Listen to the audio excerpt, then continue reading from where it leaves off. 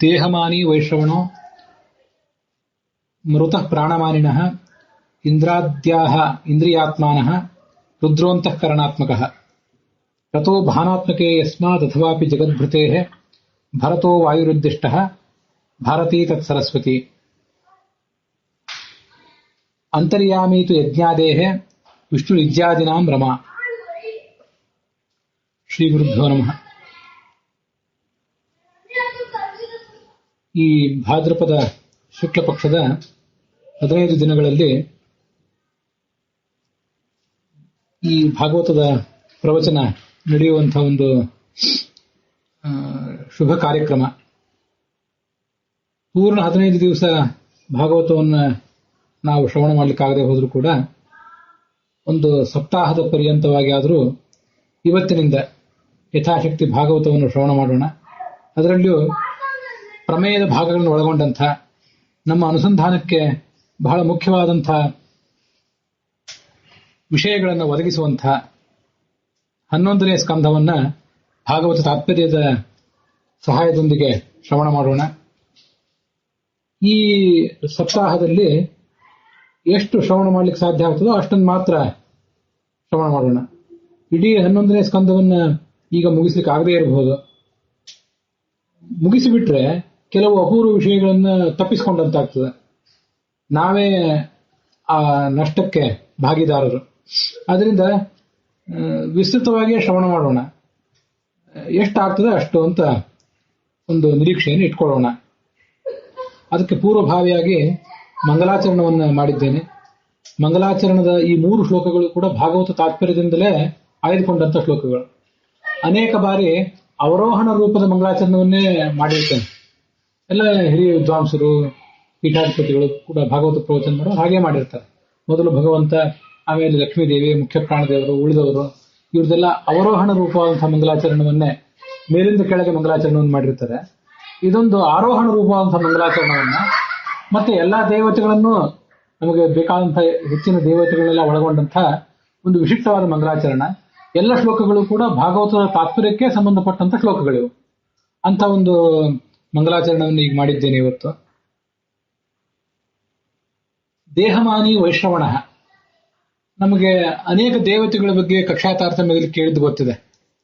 ಆದರೆ ಯಾವ್ಯಾವ ದೇವತೆಗಳು ಏನೇನು ಮಾಡ್ತಾರೆ, ಅವರ ಕಾರ್ಯಗಳೇನು ಅಂತ ನಮಗೆ ಹೆಚ್ಚು ಸ್ಪಷ್ಟವಾಗಿ ಆಯಾ ಸಂದರ್ಭದಲ್ಲಿ ನೆನಪಿಗೆ ಬರದೇ ಇರಬಹುದು. ಗೊತ್ತಿರುವಾಗ ನೆನಪಿಗೆ ಬರದೇ ಇರಬಹುದು. ಗೌರಿ ಪೂಜೆ ಮಾಡ್ತೀವಿ, ಗಣೇಶನ ಪೂಜೆ ಮಾಡ್ತೀವಿ. ಗಣೇಶನ ಸಮಕಕ್ಷಾಕನಾದಂತಹ ಕುಬೇರ ಇದ್ದಾನೆ, ಅವನು ಧನಾಧ್ಯಕ್ಷ ಅಂತ ನಮ್ಗೆ ಗೊತ್ತು.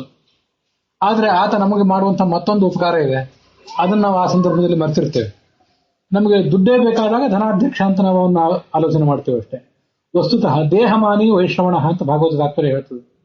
ಈ ದೇಹ ಇದೆಯಲ್ಲ, ಈ ದೇಹದ ಮೂಲಕನೇ ಅಲ್ಲೋ ಈಗ ಶ್ರವಣ ಪ್ರವಚನ ನಡೆದಿರೋದು. ಅದರಿಂದ ಈ ದೇಹಕ್ಕೆ ಅಭಿಮಾನಿ ವೈಶ್ರವಣ ಒಂದು ಅಪೂರ್ವವಾದ ಸಂಗತಿ ಇದು. ಭಾಗವತ ತಾತ್ಪರ್ಯದಲ್ಲಿ 6ನೇ ಸ್ಕಂದದಲ್ಲಿ ಬಂದಿರುವಂತಹ ವಿಚಾರ. ದೇಹಮಾನಿ ವೈಶ್ರವಣ 18ನೇ ಕಕ್ಷಾದಿಂದ ಪ್ರಾರಂಭ ಕಂಡಿದೆ. ಮೃತಃ ಪ್ರಾಣಮಾನಿನಃ, 49 ಜನ ಮರುತುಗಳಿದ್ದಾರಲ್ಲ, ಅವರೆಲ್ಲ ಪ್ರಾಣದ ಅಭಿಮಾನಿಗಳು. ಮುಖ್ಯ ಪ್ರಾಣ ಇದ್ದಾನೆ, ಅವನ ಕೈ ಕೆಳಗೆ ಇವರೆಲ್ಲ ಪ್ರಾಣದ ಅಭಿಮಾನಿಗಳಾಗಿದ್ದಾರೆ. 18ನೇ ಕಕ್ಷಾದಿಂದ ಮೇಲೆ ಹೋಯಿತು. 18ನೇ ಕಕ್ಷಾದಲ್ಲೇ ಕೆಲವು ಪ್ರಾಣರಿದ್ದಾರೆ. ಇನ್ನು ಒಬ್ಬಿಬ್ರು ಪ್ರಾಣರು, ಅಹಂಕಾರಿಕ ಪ್ರಾಣ ಮತ್ತೆ ಪ್ರವಾಹ ಪ್ರಾಣ, ಅವರೆಲ್ಲ ಇನ್ನೂ ಮೇಲಿದ್ದಾರೆ. ಹೀಗೆ ಮೃತಃ ಪ್ರಾಣಮಾನಿನ, ಇವರೆಲ್ಲ ಪ್ರಾಣಕ್ಕೆ ಅಭಿಮಾನಿಗಳು. ಅವನಿಗಿಂತ ಮೇಲೆ 8ನೇ ಕಕ್ಷಾದಲ್ಲಿ ಇಂದ್ರಾದ್ಯಾಹ ಇಂದ್ರಿಯಾತ್ಮಾನಃ, ಇಂದ್ರ ಮೊದಲಾದವರಿದ್ದಾರೆ. ಅವರೆಲ್ಲ ಇಂದ್ರಿಯಗಳಿಗೆ ಅಭಿಮಾನಿಗಳಾಗಿದ್ದಾರೆ.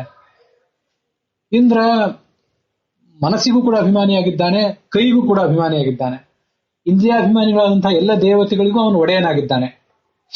ಅವನಿಗಿಂತ ಮೇಲಿರುವವರು ಮನಸ್ಸಿಗೆ ಅಭಿಮಾನಿಗಳಾದಂತಹ ಗರುಡ, ಶೇಷ, ರುದ್ರರು, ಮುಖ್ಯ ಪ್ರಾಣ ಮೊದಲಾದವರು ಮಾತ್ರ.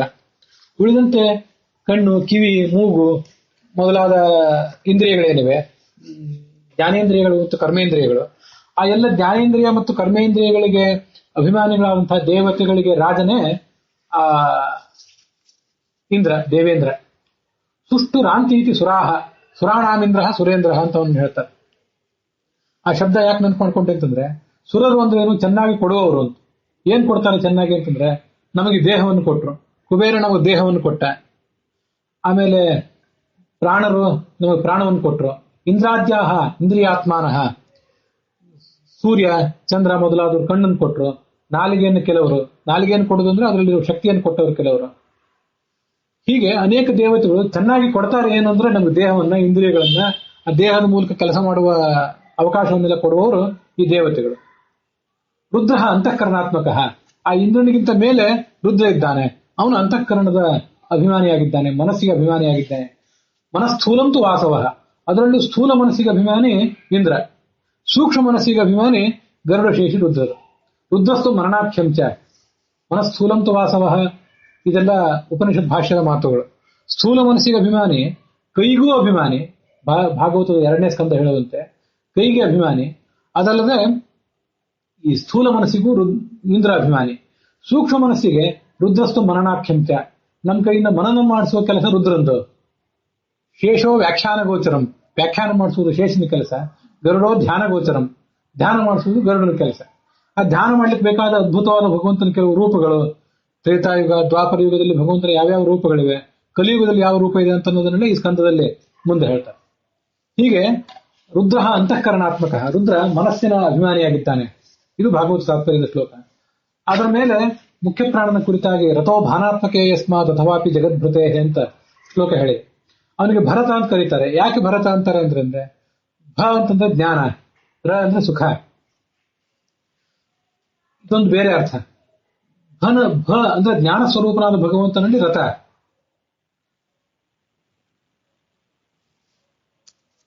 ಭ ಅಂದ್ರೆ ಜ್ಞಾನ, ಜ್ಞಾನ ಸ್ವರೂಪನಾದ ಭಗವಂತನಲ್ಲಿ ರಥ. ಆದ್ರಿಂದ ಅವನು ಭರತ, ಅಥವಾ ಜಗತ್ತನ್ನು ಧಾರಣೆ ಮಾಡಿದ್ರಿಂದ ಅವನು ಭರತ. ಈ ಕಾರಣಕ್ಕಾಗಿ ಅವನೇ ಭರತ. ಅವನ ಕಾರಣದಿಂದಾಗಿ ಇದು ಮಹಾಭಾರತ. ಈ ಮಹಾಭಾರತದ ಕಾವ್ಯದಲ್ಲಿ ಕೃಷ್ಣನನ್ನು ಹೊರತುಪಡಿಸಿದ್ರೆ ಅವನೇ ನಾಯಕ. ಅದಕ್ಕಾಗಿ ಅವನು ಭಾರತ. ಹೀಗೆ ಜಗತ್ತನ್ನ ಧಾರಣೆ ಮಾಡಿರುವುದರಿಂದ ಮತ್ತೆ ಜ್ಞಾನ ಸ್ವರೂಪನಾದ ಭಗವಂತನಲ್ಲಿ ರಥ ಆದ್ರಿಂದ ಅವನಿಗೆ ಭರತ ಅಂತ ಕರೀತಾರೆ. ಅಥೋ ಭಾನಾತ್ಮಕೆ ಯಸ್ಮಾದ್ ಅಥವಾಪಿ ಜಗದ್ಭೃತೆ ಭರತೋ ವಾಯುರುದ್ದಿಷ್ಟ. ಐತರೇಯ ಉಪನಿಷತ್ನಲ್ಲೂ ಕೂಡ ಅವನನ್ನು ವಾಯುರ್ವಾವ ಭರತ ಅಂತ ಹೇಳ್ತಾರೆ. ಭಾರತಿ ತತ್ ಸರಸ್ವತಿ, ಅವನ ಸರಸ್ವತಿ ಅಂದ್ರೆ ಅವನ ಹೆಂಡತಿ ಈ ಭಾರತಿ, ಅವಳಿಗೆ ಭಾರತಿ ಅಂತ ಹೆಸರು. ನಮ್ಮೆಲ್ಲರ ವಾಣಿಗಳಿಗೆ ಅವಳೇ ಅಭಿಮಾನಿನಿ. ಭಾರತಿ ಪವಾಮಾನಸ್ಯ ಸರಸ್ವತೀಳಾಹ ಮಹಿ ಅಂತ ಪವಮಾನ ಸೂಕ್ತ ಅವಳನ್ನು ವರ್ಣನೆ ಮಾಡುತ್ತದೆ. ಹೀಗೆ ಆ ಮುಖ್ಯ ಪ್ರಾಣನ ಭರತ ಶಬ್ದದ ನಿರ್ವಚನವನ್ನು ತೋರಿಸುವ ಶ್ಲೋಕವು ಭಾಗವತ ತಾತ್ಪರ್ಯ ಇದೆ. ಅದರ ಮೇಲೆ ಭಗವಂತನ ಕುರಿತಾದಂತಹ ಒಂದು ಶ್ಲೋಕ ಏನಿದೆ, ಅಂತರ್ಯಾಮೀತು ಯಜ್ಞಾದೇಹೇ ವಿಷ್ಣು ಇಜ್ಯಾದಿನಾಂ ರಮ. 5 ದಿವಸಗಳ ಗಟ್ಟಲೆ, ಒಂದು ವಾರ ಗಟ್ಟಲೆ, 15 ದಿವಸಗಳ ಗಟ್ಟಲೆ ಅನೇಕ ಯಜ್ಞಗಳು ನಡೀತಿರ್ತಾವಲ್ಲ, ತುಪ್ಪ, ಚರು ಇತ್ಯಾದಿಗಳು ಹಾಕಿ ಮಾಡುವ ಯಜ್ಞಗಳು, ಆಮೇಲೆ ಪ್ರವಚನ ಯಜ್ಞ, ಶ್ರವಣ ಯಜ್ಞ ಇತ್ಯಾದಿಗಳು ನಡೀತಿರ್ತವೆ. ಇಡೀ ಯಜ್ಞಕ್ಕೆ ನಿಯಾಮಕ ಭಗವಂತ, ಅಭಿಮಾನಿ ಅಲ್ಲ. ಯಾವ ಭಗವಂತ ಯಾವುದಕ್ಕೂ ಅಭಿಮಾನಿ ಅಲ್ಲ, ಕೇವಲ ನಿಯಾಮಕ, ಅಂತರ್ಯಾಮಿ. ಅದರೊಳಗೆ ನಿಂತ್ಕೊಂಡು ಅವನು ನಿಯಮನ ಮಾಡುವವನು. ಅಂತಹ ಅಸ್ತಿತ್ವ ಯಮಯತೆ, ಒಳಗೆ ನಿಂತು ಅದನ್ನು ನಿಯಮನ ಮಾಡುವವನಾದ್ರಿಂದ ಅವನಿಗೆ ಅಂತರ್ಯಾಮಿ ಅಂತ ಕರೀತಾರೆ. ಅಂತರ್ಯಾಮಿ ಇದು ಯಜ್ಞಾದೇಹೆ. ಸ್ವಾರಸ್ಯ ಹೇಗೆ ಅಂತಂದ್ರಲ್ಲಿ ಭಗವಂತ ಯಜ್ಞಕ್ಕೆ ನಿಯಾಮಕ, ಲಕ್ಷ್ಮೀದೇವಿ ಇಜ್ಯಾಕ್ಕೆ ಅಭಿಮಾನಿನಿ. ಇಜ್ಯಾ ಶಬ್ದ ಸ್ತ್ರೀಲಿಂಗ, ಯಜ್ಞ ಶಬ್ದ ಪುಲ್ಲಿಂಗ. ಯಜ್ಞ ಅಂತ ಇನ್ನೊಂದು ಶಬ್ದನೂ ಸ್ತ್ರೀಲಿಂಗ ಇದೆ, ಇಲ್ಲಂತಲ್ಲ. 6-8 ದಿವಸಗಳ ಗಟ್ಟಲೆ ಇಡೀ ಒಂದು ಏನು ನಿರ್ದಿಷ್ಟವಾದ ಅವಧಿ ಇದೆ, ಆ ಅವಧಿಯಲ್ಲಿ ನಡೆಯುವ ಭಾಗವೆಲ್ಲ ಸೇರಿ ಯಜ್ಞ. ಇಡೀ ಭಾಗಕ್ಕೆ ಅವನ ನಿಯಾಮಕ. ಅದರಲ್ಲಿ ಒಂದೊಂದು ಇಜ್ಜೆ ಅಂತ ಸಣ್ಣ ಸಣ್ಣ ಪ್ರಕರಣಗಳು, ಸಣ್ಣ ಸಣ್ಣ ಕ್ರಿಯೆಗಳು, ಅಂಗಭೂತ ಕ್ರಿಯೆಗಳು ಇರ್ತಾವಲ್ಲ, ಅದಕ್ಕೆಲ್ಲ ನಿಯಾಮಕಗಳು, ಅದಕ್ಕೆಲ್ಲ ಅಭಿಮಾನಿನಿ ಲಕ್ಷ್ಮೀದೇವಿ. ಇದು ಕೂಡ ಭಾಗವತ ತಾತ್ಪರ್ಯದಲ್ಲೇ ಬರುವಂತಹ ಶ್ಲೋಕ. ಭಗವಂತನಿಗೆ ಯಾರು ನಿಯಾಮಕರಿಲ್ಲ, ಅವನಿಗೆ ಯಾರು ಅಂತರ್ಯಾಮಿಗಳಿಲ್ಲ ಅಂತ ಅಲ್ಲಿ ವರ್ಣಿತ ಆಗಿದೆ ಭಾಗವತ ತಾತ್ಪರ್ಯದಲ್ಲಿ. ಹೀಗೆ ಎಲ್ಲ ದೇವತೆಗಳನ್ನ ದೇಹ, ಪ್ರಾಣ, ಇಂದ್ರಿಯ, ಮನಸ್ಸು, ಮತ್ತೆ ನಮ್ಮ ವಾಣಿಯನ್ನ ಮುನ್ನಡೆಸಬೇಕಾದಂತಹ ಭಾರತಿ, ಅವಳ ಪತಿಯಾದ ಭಾರತೀಯ ರಮಣ, ಈ ಶ್ರವಣ ಯಜ್ಞ, ಪ್ರವಚನ ಯಜ್ಞವನ್ನ ಅವ್ಯಾಹತವಾಗಿ ಮುಂದುವರಿಸಬೇಕಾಗಿರುವಂತಹ ಲಕ್ಷ್ಮೀದೇವಿ, ಅವಳ ರಮಣ ಅಂತ ಭಗವಂತ, ಅವರೆಲ್ಲರನ್ನು ಭಾಗವತ ತಾತ್ಪರ್ಯದಲ್ಲೇ ಹೇಳಿದಂತೆ ನಮಸ್ಕರಿಸಿ ಸ್ಮರಿಸಿಕೊಂಡು ಮುಂದಿನ ಭಾಗವನ್ನು ಶ್ರವಣ ಮಾಡೋಣ. ಕೃತ್ವಾ ದೈತ್ಯವಧಂ ಕೃಷ್ಣ ಸರಾಮೋ ಯದುಭಿರ್ವೃತಃ ಭುವೋವತಾರಯನ್ ಭಾರಂ ಜವಿಷ್ಠಂ ಜನಯನ್ ಕಲಿಂ.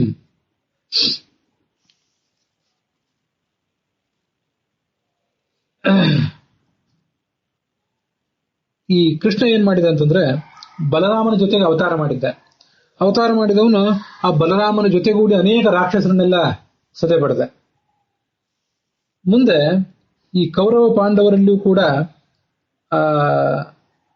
ಅನಿವಾರ್ಯವಾದಂತಹ ಜಗಳ ಹುಟ್ಟುವಂತೆ ಮಾಡಿದ. ಜಗಳ ಹುಟ್ಟಿಸಿ ಆ ಕೌರವರನ್ನೆಲ್ಲ ಆ ಮೂಲಕ ಕೌರವ ಪಕ್ಷೀಯರಾದವರನ್ನು ಕೂಡ ಅಲ್ಲಿ ಧ್ವಂಸ ಮಾಡಿದ. ಭಾಗವತದ 10ನೇ ಸ್ಕಂದ ಹೇಳುವಂತೆ ಅಷ್ಟಾದಶಾಕ್ಷೋಹಿಣಿ ನಾವು ತಾವದ್ಭಿರ್ಮಾಯಯಾದಿನೈಹಿ ಕೃತಂ ವ್ಯಾಪಾದನಂ ಏನ ತಸ್ಮೈ ವಿಶ್ವಾತ್ಮನೇ ನಮಃ.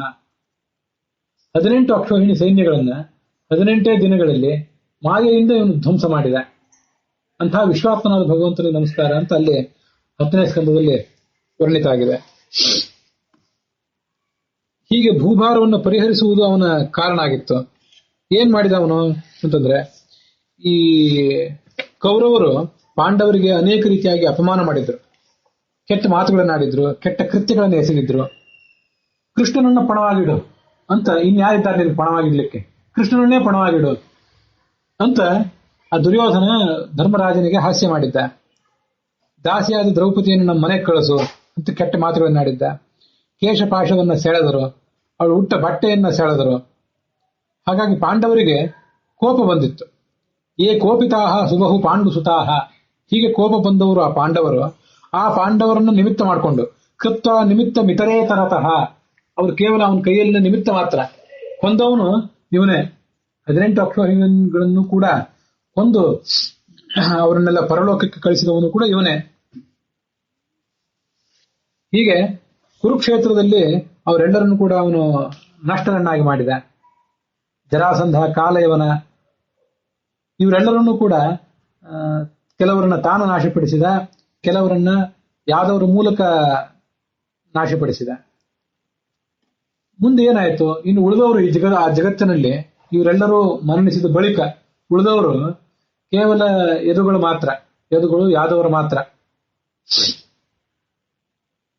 ಇನ್ನೂ ಭೂಮಿಯ ಭಾರ ಪರಿಹೃತ ಆಗಿಲ್ಲ. ಯಾಕೆಂತಂದ್ರೆ ಯದುಕುಲ ಈಗ ಇನ್ನೂ ಬದುಕಿದೆ. ಆ ಯದುಕುಲ ಬೇರೆಯವರಿಗೆ ಮಣಿಯದಂಥದ್ದು. ಭೂಮಿಯ ಭಾರ ಅಂತಂದ್ರೆ ಕೇವಲ ದುರ್ಜನರ ಮಾತ್ರ ಭೂಮಿ ಭಾರ ಅಲ್ಲ, ಸಜ್ಜನರೂ ಭೂಮಿ ಭಾರವೇ. ಒಂದು ಹಂತದ ಮೇಲೆ ಸಜ್ಜನರು ಬದುಕೋದಿಲ್ಲ, ಪರಮಾತ್ಮವನ್ನು ಬದುಕಲಿಕ್ಕೆ ಬಿಡೋದೇ ಇಲ್ಲ. ಅದರಿಂದ ಸಜ್ಜನರು ಭೂಮಿ ಭಾರವೇ, ದುರ್ಜನರು ಭೂಮಿ ಭಾರವೇ. ಅದರಿಂದ ಸಜ್ಜನರು ಕೂಡ ನಾವು ಬಹಳ ದಿವಸ ಇರಬೇಕು ಅಂತಲೇ ಏನ್ ಬಯಸಬಾರದು, ಇರೋಷ್ಟು ದಿವಸ ಭಗವಂತನಿಗೆ ಪ್ರೀತಿಕರವಾಗಿ ಕಾರ್ಯಗಳನ್ನು ಮಾಡ್ತೀವಿ ಅಂತ ಬಯಸ್ಬೇಕಷ್ಟೆ. ಅವನೇನ್ ಮಾಡಿದ, ಯದುಕುಲವನ್ನ ನಾಶಪಡಿಸುವವರು ಯಾರು? ಯಾರಿಗೂ ಮಾಡ್ಲಿಕ್ಕಾಗೋದಿಲ್ಲ. ಇವರನ್ನ ಅಂತಃಕಲಹದಿಂದಲೇ ನಾಶಪಡಿಸಬೇಕು. ಅಂತಃಕಲಿಂ ಯದುಕುಲಸ್ಯ ವಿಧಾಯ ವೇಣು ಸಂಘಸ್ಯ ವನ್ಹಿಮಿವ ಶಾಂತಿ ಮುಪೈತಿ ಧಾಮ. ಅದನ್ನ ಏನ್ ಮಾಡ್ಬೇಕು ಅಂತಂದ್ರೆ, ಈ ಕಾಡಿನಲ್ಲಿ ಬಿದಿರುಗಳು ಬೆಳೆದಿರ್ತಾವಲ್ಲ, ಆ ಬಿದಿರುಗಳಲ್ಲಿ ಅವುಗಳ ಪರಸ್ಪರ ಸಂಘರ್ಷದಿಂದ ಕಾಡ್ಗಿಚ್ಚು ಹೊತ್ತಿಕೊಂಡು ಅವುಗಳನ್ನೆಲ್ಲ ನಾಶಪಡಿಸಿಬಿಡ್ತದೆ. ಅದರಂತೆ ಯಾದವರಲ್ಲಿ ಅಂತಃಕಲಹ ಆಗ್ಬೇಕು. ಬೇರೆ ಯಾರೋ ಬಂದು ಈ ಯಾದವರನ್ನು ನಾಶಪಡಿಸುವಂತೆ ಇಲ್ಲವೇ ಇಲ್ಲ. ಅದಕ್ಕಾಗಿ ಅವನೇನ್ ಮಾಡಿದ, ಶಾಪವ್ಯಾಜೇನ ವಿಪ್ರಾಣಾಂ ಸಂಜಹ್ವೇ ಸ್ವಕುಲಂ ವಿಭು. ಈ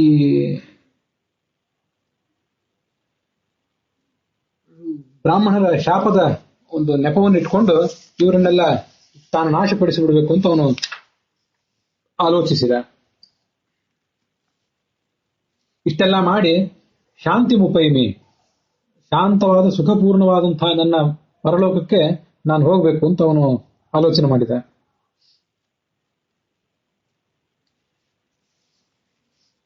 ಸ್ವಮೂರ್ತ್ಯ ಲೋಕಲಾವಣ್ಯ ನಿರ್ಮುಕ್ತ್ಯ ಅವನೇನ್ ಮಾಡಿದ ಅಂತಂದ್ರೆ, ಇವರನ್ನೆಲ್ಲ ಯಾದವರನ್ನೆಲ್ಲ ನಷ್ಟಪಡಿಸಿದ ಮೇಲೆ ತನ್ನ ಶರೀರವನ್ನು ಕೂಡ ಅವನು ಪರಿತ್ಯಜಿಸಿದ.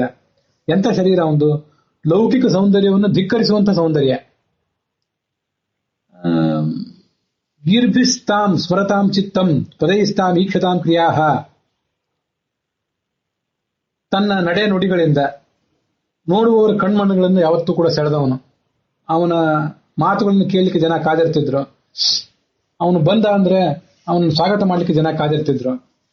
ಅದರಿಂದ ಏನಾಗ್ತಿತ್ತು ಅಂತಂದ್ರೆ, ಕೃಷ್ಣ ಬಂದ್ರೆ ಅವನನ್ನು ನೋಡ್ತಾ ನಿಂತವ್ರದ್ದು ಜ್ಞಾನೇಂದ್ರಿಯ ಕರ್ಮೇಂದ್ರಿಯಗಳೆಲ್ಲ ಸ್ತಬ್ಧ ಆಗಿಬಿಡ್ತಿತ್ತು. ಅಷ್ಟು ಸಮುಗ್ಧರಾಗಿ ಬಿಡ್ತಿದ್ರು ಅವರು. ಭೂಮಂಡಲದಲ್ಲಿ ತನ್ನ ಶಾಶ್ವತವಾದಂತಹ ಕೀರ್ತಿಯನ್ನ ಅವನು ಸ್ಥಾಪಿತ ಮಾಡಿದ.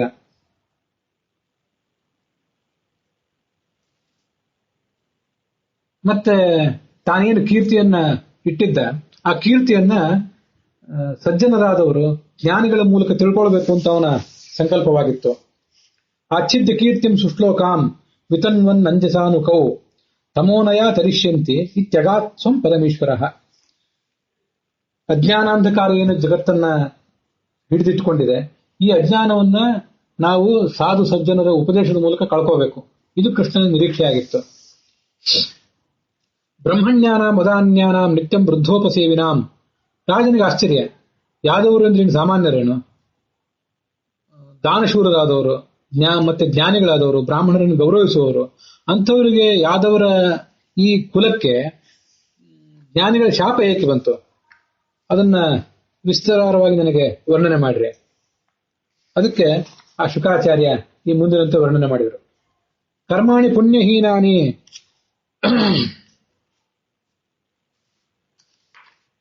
ಬಿಭ್ರದ್ವಪು ಸಕಲ ಸುಂದರ ಸನ್ನಿವೇಶಂ ಕರ್ಮಾಚರನ್ ಭುವಿ ಸುಮಂಗಲಮಾಪ್ತಕಾಮಃ.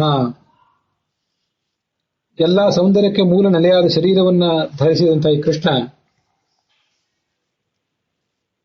ಸುಮಂಗಲಮಾಪ್ತಕಾಮಃ ಆಸ್ಥಾಯ ರಾಮ ರಮಮಾಣ ಉದಾರ ಕೀರ್ತಿ. 16,108 ಜನ ತನ್ನ ಪತ್ನಿಯರ ಜೊತೆಗೆ ಇಲ್ಲಿ ವಾಸ ಮಾಡಿದ.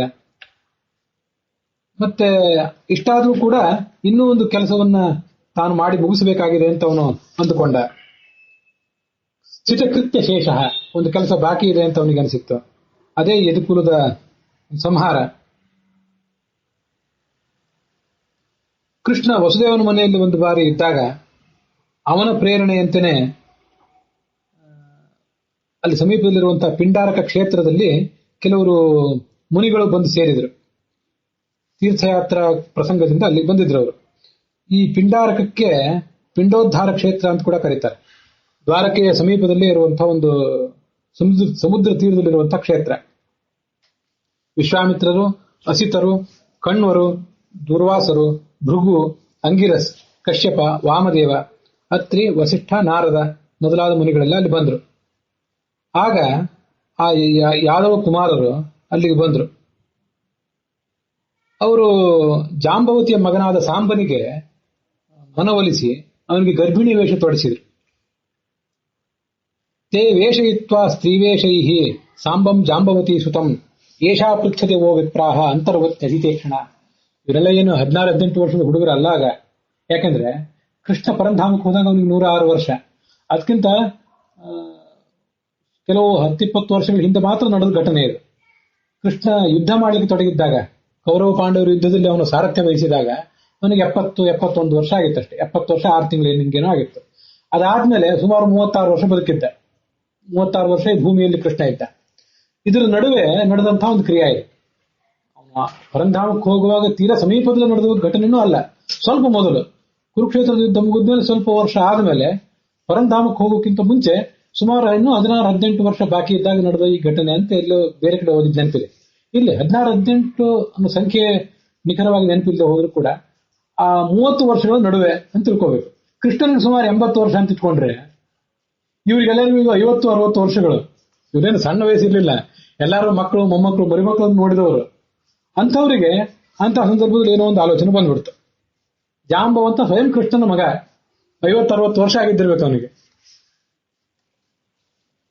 ನೋಡಿ, ಈ ಸುಂದರಿ ಗರ್ಭಿಣಿಯಾಗಿದ್ದಾಳೆ. ಆದರೆ ತಾನೊಂದೇನೋ ವಿಷಯವನ್ನು ಕೇಳಬೇಕು ಅಂತ ಅಪೇಕ್ಷೆ ಪಡ್ತಾಳೆ. ಗಂಡು ಮಗು ಆಗಬೇಕು ಅಂತ ಅಪೇಕ್ಷೆ ಕೂಡ ಇದೆ. ಪ್ರಸೋಷ್ಯಂತಿ ಪುತ್ರಕಾಮ ಕಿಂಸ್ವಿತ್ ಸಂಜನಯಿಷ್ಯತಿ. ಸದ್ಯದಲ್ಲೇ ಹೆರುವವಳಿದ್ದಾಳೆ, ಏನು ಹೆರುತ್ತಾಳೆ ಅಂತ ಅನ್ನೋದನ್ನ ತಾವೆಲ್ಲರೂ ತಮಗೆ ಹೇಳಬೇಕು. ಏವಂ ಪ್ರಲಬ್ಧ, ಈ ರಾಜಕುಮಾರರು ನಮಗೆಲ್ಲರಿಗೂ ಬಂದು ಮೋಸ ಮಾಡ್ಲಿಕ್ಕೆ ತೊಡಗಿದ್ದಾರೆ ಅಂತ ಅವರಿಗೆ ಗೊತ್ತಾಯ್ತು. ನಮ್ಮನ್ನು ಪರೀಕ್ಷೆ ಮಾಡ್ಲಿಕ್ಕೆ ಕೇಳ್ತಿದ್ದಾರೆ ಅಂತ ಅವರಿಗೆ ತಿಳಿಯಿತು. ಆಗ ಅವ್ರೇನ್ ಮಾಡಿದ್ರು, ಕುಪಿತರಾದ್ರು. ಮೂರ್ಖರೇ, ಇವಳು ಹೆರುವುದು ಬೇರೆ ಏನನ್ನಲ್ಲ, ಒಂದು ಒನಕೆಯನ್ನ ಅಂತ ಶಪಿಸಿಬಿಟ್ರು. ತಚ್ಛುತ್ವ ತೇ ಅತಿ ಸಂತ್ರಸ್ತಾಹ, ಹೆದರ್ಕೊಂಡ್ರು ಅವರು. ಆ ಸಾಂಬನಿಗೆ ಗರ್ಭಿಣಿಯಂತೆ ಕಾಣಬೇಕು ಅಂತ ಹೇಳಿ ಅವನ ಹೊಟ್ಟೆಯನ್ನು ಮುಚ್ಚಿದ್ರು, ಬಟ್ಟೆ ಇತ್ಯಾದಿಗಳನ್ನು ಹಾಕಿ. ವಿಮುಚ್ಚ ಸಹಸ ಉದರಂ, ಅಲ್ಲಿರುವ ಬಟ್ಟೆ ಆವರಣ ಇತ್ಯಾದಿ ಕಿತ್ತಿ ನೋಡಿದ್ರೆ ಮುಸಲಂ ಖಲು ಅಯಸ್ಮಯಂ, ಕಬ್ಬಿಣದ ಬಲಿಷ್ಠವಾದಂತಹ ಒನಕೆ ಇತ್ತಲ್ಲಿ. ನಾವೆಂತ ಮೂರ್ಖರು, ಏನ್ ಕೆಲಸ ಮಾಡಿಬಿಟ್ವಿ, ಜನ ನಮಗೇನಂದಾರು. ಮುಸಲಂ ಕುಲನಾಶನಂ, ಕುಲವನ್ನು ನಾಶ ಮಾಡುವ ಒನಕೆ ಇದು. ತುಂಬಾ ಜನ ಇವರು ಹೋಗಿದ್ರು, ಅದರಿಂದ ಶಾಪ ಕೊಟ್ಟಿದ್ದು ಕೂಡ ಅನೇಕ ಜನರಿಗೆ ಗೊತ್ತಾಗಿಬಿಟ್ಟಿತ್ತು. ಮತ್ತೆ ಇಡೀ ಯದುಕುಲ ನಾಶ ಆಗ್ತದೆ ಅನ್ನೋ ಸಂಗತಿ ಒಬ್ಬರ ಕಿವಿಯಿಂದ ಮತ್ತೊಬ್ಬರ ಕಿವಿಗೆ ಎಲ್ಲರಿಗೂ ಹರಡೋದೇ ಅಲ್ಲ. ದೊಡ್ಡವರಿಗೂ ವಸುದೇವನ ತನಕ ಎಲ್ಲರಿಗೂ ಹೋಗ್ಲೇಬೇಕಲ್ಲ, ವಸುದೇವ ಉಗ್ರಸೇನನ ತನಕ. ಜನ ನಮ್ಗೇನಂದಾರೋ. ಅದಕ್ಕಾಗಿ ಅವರು ತುಂಬಾ ಚಿಂತೆ ಪಟ್ರು. ಪರಿಮ್ಲಾನ ಮುಖಶ್ರೇಯ, ಮುಖ ಬಾಡಿ ಹೋಗಿತ್ತು. ರಾಜನಿಗೆ, ಉಗ್ರಸೇನಿಗೆ ಅದೆಲ್ಲ ನಡೆದ ಸಂಗತಿಯನ್ನು ಹೇಳಿದರು. ವಿಸ್ಮಿತ ಭಯ ಸಂತ್ರಸ್ತಾ ಬಭೂವು ದ್ವಾರಕೋಕಸಃ. ಎಲ್ಲ ದ್ವಾರಕಾ ನಿವಾಸಿಗಳಿಗೆ ಬಹಳ ಭಯ ಆಯಿತು. ಆ ಯದುರಾಜ ಏನ್ ಮಾಡಿದ, ಒಂದು ಆಜ್ಞೆ ಮಾಡಿದ ಅವನಿಗೆ, ಅವರೆಲ್ಲರಿಗೂ, ಈ ಒನಕೆಯನ್ನು ಪುಡಿ ಮಾಡಿಬಿಡಿ, ತಮ್ಮ ಚೂರ್ಣ ಇತ್ತು ಪುಡಿ ಮಾಡಿ ಸಮುದ್ರದ ನೀರಿನಲ್ಲಿ ಹಾಕಿಬಿಡಿ ಅಂತ ಹೇಳಿದ. ಅದರಂತೆ ಅವ್ರು ಹಾಕೇ ಬಿಟ್ರು. ಸಮುದ್ರ ಸಲಿಳೆ ಪ್ರಾಸ್ಯ ಲೋಹಂ ಚ ಅಸ್ಯ ಅವಶೇಷಿತಂ. ಮತ್ತೊಂದು ಯಾವುದೋ ಒಂದು ತುಣುಕು ಕೂಡ ಉಳಿದಿತ್ತು, ಪುಡಿ ಆಗದೆ ಉಳಿದಿತ್ತು.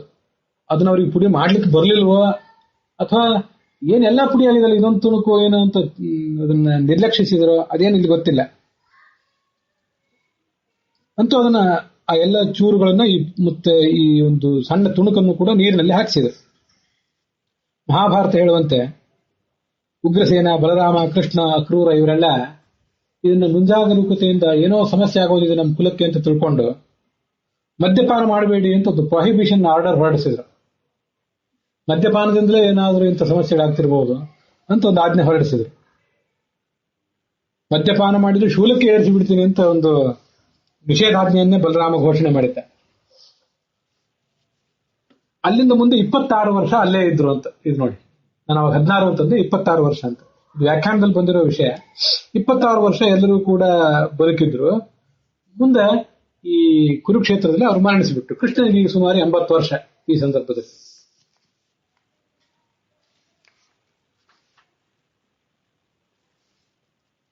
ಪ್ರಾಸ್ಯನ್ ಲೋಹಂ ಚ ಅಸ್ಯ ಅವಶೇಷಿತಂ. ಈ 26 ವರ್ಷ ಅಂತ ಅಲ್ಲಿ ಮಹಾಭಾರತದಲ್ಲಿ ಇದ್ದಿರಬೇಕು. ಅದರ ಒಂದು ಅಂಶವನ್ನೇ ವ್ಯಾಖ್ಯಾನದಲ್ಲಿ ನಿರೂಪಿಸಿದ್ದಾರೆ. ಮುಂದೆ ಏನಾಯ್ತು, ಆ ಒನಕೆ ತುಣುಕುಗಳೆಲ್ಲ ಸಮುದ್ರದ ನೀರಿನಲ್ಲಿ ಅಲ್ಲಿ ಇಲ್ಲಿ ಚೆಲ್ಲಾಪಿಲ್ಲಿ ಆದವು. ಕಬ್ಬಿಣದ ಒಂದು ತುಂಡು ಉಳಿದಿತ್ತು, ಒಂದು ಮೀನು ಅದನ್ನು ನುಂಗಿತ್ತು. ಒನಕೆಯ ಪುಡಿಗಳನ್ನ ಅದನ್ನೆಲ್ಲ ಸಮುದ್ರದ ಅಲೆಗಳು ಹೊತ್ತು ತಂದು ತೀರಕ್ಕೆ ತಂದು ಹಾಕಿದವು. ಇದಂತ ವಿಚಿತ್ರ, ಎಂತ ದೌರ್ಭಾಗ್ಯ ಅಂತಂದ್ರೆ, ಅದೇನೋ ಪ್ಲಾಸ್ಟಿಕ್ಕಿನ ರಬ್ಬರಿನ ತುಣುಕಲ್ಲ, ಅದು ತಂದು ಹಾಕಿದ್ರೆ ತೀರಕ್ಕೆ ಬರ್ಬೋದಿತ್ತು, ಅದು ಮುಳುಗೋದಿಲ್ಲ. ಅದು ಹೇಳಿ ಕೇಳಿ ಒನಕೆ, ಆ ಒನಕೆಯ ತುಣುಕುಗಳು ನೀರಿನಲ್ಲಿ ಮುಳುಗಲೇಬೇಕು. ಇದು ದೌರ್ಭಾಗ್ಯ ಅಥವಾ ಸೌಭಾಗ್ಯನೂ ಇರಬಹುದು. ಭಗವಂತನ ಇಚ್ಛೆ ಆಗಿತ್ತು. ಅವೆಲ್ಲ ತೇಲಿಕೊಂಡು ಈ ಸಮುದ್ರದ ಅಲೆಗಳಿಗೆ ತೇಲಿಕೊಂಡು ತೀರಕ್ಕೆ ಬಂದು ಬಿದ್ದವು. ಪುಷ್ಯಮಾನಾನಿ ವೇಲಾಯ ಲಗ್ನಾನ್ಯಾಸನ್ ಕಿಲ ಐರಕಾಹ. ಐರಕ ಅಂತ ಹೇಳಿ ಒಂದು ಹುಲ್ಲು, ಒಂದು ಬಲಿಷ್ಠವಾದ ಹುಲ್ಲು, ಆನೆ ಹುಲ್ಲು ಅಂತ ಅದನ್ನು ಕರೀತಾರೆ. ಆ ಆನೆ ಹುಲ್ಲಿನ ರೂಪದಲ್ಲಿ ಅದು ಕಾಣಿಸಿಕೊಂಡಿತ್ತು ಅಲ್ಲಿ. ಮತ್ತೆ ಇನ್ನೊಂದು ತುಂಡು ಉಳಿದಿತ್ತಲ್ಲ, ಆ ಒಂದು ತುಂಡನ್ನ ಮೀನು ನುಂಗಿತ್ತು ಅಂತ ಬಂತು. ಕೆಲವು ಮೀನುಗಾರರು ಮೀನು ಹಿಡಿಲಿಕ್ಕೆ ಹೋದಾಗ ಆ ಮೀನು ಕೂಡ ಬೇರೆ ಮೀನುಗಳ ಜೊತೆಗೆ ಈ ಬಲೆಯಲ್ಲಿ ಸಿಕ್ಕಿಬಿತ್ತು. ಅದರಲ್ಲಿ ಯಾವನೋ ಒಬ್ಬ ಜರ ಅಂತ ಬೇಡನ ಕೈಗೆ ಹೋಗಿ ತಲುಪಿತದು. ಆ ಜರ ಅಂತ ಬೇಡ್ರವನು ಮೀನುಗಾರರಲ್ಲಿ ಇರ್ಲಿಕ್ಕಿಲ್ಲ. ಮೀನುಗಾರರು ಅದನ್ನ ಮೀನನ್ನು ಯಾರಿಗೋ ಮಾರಿರ್ಬೇಕು, ಆ ಮೀನು ಇವನ ಹತ್ರ ಬಂದಿದ್ದಿರ್ಬೇಕು. ಜರ ಅನ್ನುವ ಬೇಡನ ಕೈಗೆ ಅದು ಬಂದು ತಲುಪಿತು. ತಸ್ಯೋದರಗತಂ ಲೋಹಂ ಶಲ್ಯೇಶು ಲುಬ್ಧಕಃ ಕರೋತ್. ಅವನೇನ್ ಮಾಡಿದ, ಚೆನ್ನಾಗಿದೆ, ಒಳ್ಳೆ ಬಾಣ ಮಾಡ್ಕೋಬಹುದು ಇದರಿಂದ ಅಂತ ಆಲೋಚನೆ ಮಾಡಿ ಅದನ್ನ ಬಾಣ ರೂಪದಲ್ಲಿ ಮಾಡ್ಕೊಂಡ್ಬಿಟ್ಟ.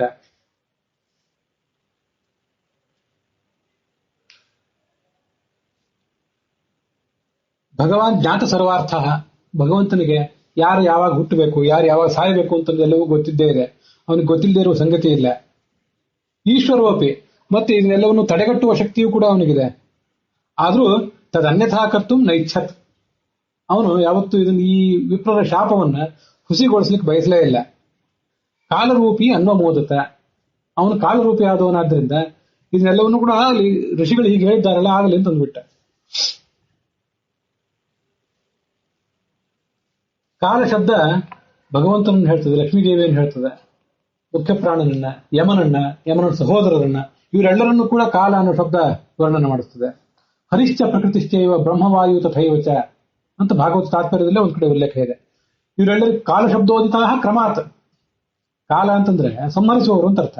ಮುಖ್ಯವಾಗಿ ಸಂಹರಿಸುವವನು ಭಗವಂತ, ಅವನ ಆಜ್ಞೆಯಿಂದ ಸಂಹರಿಸುವವಳು ಲಕ್ಷ್ಮಿ, ಲಕ್ಷ್ಮೀನಾರಾಯಣರ ಆಜ್ಞೆಯಿಂದ ಸಂಹರಿಸುವವರು ಇನ್ನ ಕೆಲವರು. ಹೀಗೆ ಅವನು ಕಾಲರೂಪಿ. ಇಲ್ಲಿ ಕಾಲರೂಪಿ ಅಂತಂದ್ರೆ ಸಂಹಾರ ರೂಪಿಯಾದವನು ಅಂತ ಅರ್ಥ. ಆದ್ರಿಂದ ಅವನು ಅದನ್ನ ಈ ಶಾಪವನ್ನು ಹುಸಿ ಮಾಡಲಿಕ್ಕೆ ಅವನು ಬಯಸಲಿಲ್ಲ. ಕಾಲ ಕಲಿತ ಸಂಪೂರ್ಣ ಸದ್ಗುಣತ್ವ ಜನಾರ್ದನ ಅಂತ ಗೀತಾ ಪ್ರಸ್ಥಾನದಲ್ಲಿ ಮತ್ತೊಂದು ಕಡೆ ಕಾಲ ಅಂತಂದ್ರೆ ಎಲ್ಲ ಪ್ರಜೆಗಳನ್ನು ಕಲನ ಮಾಡುವವನು, ತನ್ನ ಕಡೆ ಎಳ್ಕೊಂಡು ನಾಶಪಡಿಸುವವನು ಕಾಲ. ಅದು ಅಲ್ಲದೆ ಸಕಲ ಸದ್ಗುಣ ಪರಿಪೂರ್ಣ ಆದ್ರಿಂದ ಕಾಲ ಅಂತ ಮತ್ತೊಂದು ನಿರ್ವಚನವೂ ಕೂಡ ಅಲ್ಲಿದೆ. ಮುಂದೇನಾಯ್ತು?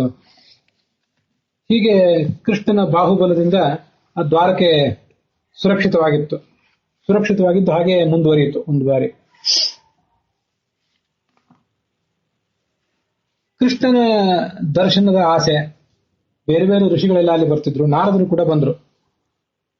ಕೃಷ್ಣನ ಪಾದಕಮಲ ಅಂತಂದ್ರೆ ದೇವತೆಗಳು ಕೂಡ ಉಪಾಸನೆ ಮಾಡಲಿಕ್ಕೆ ಅಪೇಕ್ಷಿಸುವಂತಹ ಪಾದಕಮಲ. ದೇವತೆಗಳೇ ಅಪೇಕ್ಷೆ ಪಡ್ತಾರೆ ಅಂತಂದ್ರೆ ನಭಜೇತ್ ಸರ್ವತೋ ಮೃತ್ಯು ಉಪಾಸ್ಯ ಅಮರೋತ್ತಮೈಹಿ. ದೇವತೆಗಳು ಅಮರರು, ಅವರಿಗೆ ಸಾವಿನ ಭಯ ಇಲ್ಲ. ಸಾಯ್ತಾರೆ, ಸಾವಿನ ಭಯ ಇಲ್ಲ ಅವರಿಗೆ. ಅವರಿಗೂ ನಾಶ ಇದ್ದೇ ಇದೆ, ನಾಶ ಇಲ್ಲ ಅಂತಲ್ಲ, ಒಂದು ಕಾಲದ ಬಳಿಕ ಅವರು ಕೂಡ ನಾಶ ಹೊಂದಲೇಬೇಕು. ಆದ್ರೆ ಅವರಿಗೆ ಸಾವಿನ ಭಯ ಇಲ್ಲ. ಸಾಯುವಾಗ ಬರ್ಬೋದಾದ ರೋಗಗಳು, ಸತ್ತ ನಂತರ ಮುಂದೆ ನನ್ನ ಗತಿ ಏನು, ಯಾವ ಭಯ ಅವರಿಗಿಲ್ಲ. ಆದ್ರೆ ನಾವು ಹೇಗಿದ್ದೇವೆ ಅಂದ್ರೆ ಸರ್ವತೋ ಮೃತ್ಯು, ನಾವು ಸುತ್ತಲೂ ನಮ್ಮ ಕಡೆ ನಮ್ಮ ಎದುರಿಗೆ ಮೃತ್ಯುವನ್ನು ಇಟ್ಕೊಂಡಿದ್ದೇವೆ. ಸರ್ವತೋ ಮೃತ್ಯುಗಳು, ನಾವು ಸಾಯೋದು ಇಬ್ರು ಸಾಯ್ತೇವೆ, ಆದ್ರೆ ಅವ್ರಿಗೆ ಸಾವಿನ ಭಯ ಇಲ್ಲ, ನಮಗೆ ಭಯ ಇಲ್ಲ, ಗತಿ ಏನ್ ನಮ್ಮದು ಅಂತ. ಅದಕ್ಕೆ ನಮ್ಮನ್ನು ಸರ್ವತೋ ಮೃತ್ಯುಗಳು ಅಂತ ವರ್ಣನೆ ಮಾಡಿದ್ದಾರೆ. ಬಹಳ ನಾವು ನೆನಪು ಮಾಡ್ಕೊಳ್ಬೇಕಂತ ಶಬ್ದಗಳು. ಭಾಗವತನ್ನು ವಿವರವಾಗಿ ಕೇಳುವುದರ ಫಲ ಇದು. ಸರ್ವತೋ ಮೃತ್ಯುಗಳು ನಾವು. ಹೀಗೆ ಎಲ್ಲ ಕಡೆ ಮೃತ್ಯು ಭಯ ಇದ್ದವನು ಹೇಳಲಿಕ್ಕೆ ಬರೋದಿಲ್ಲ. ಗೃಹೀತೈವ ಕೇಶೇಶು ಮೃತ್ಯುನಾ ಧರ್ಮಮಾಚರೆ.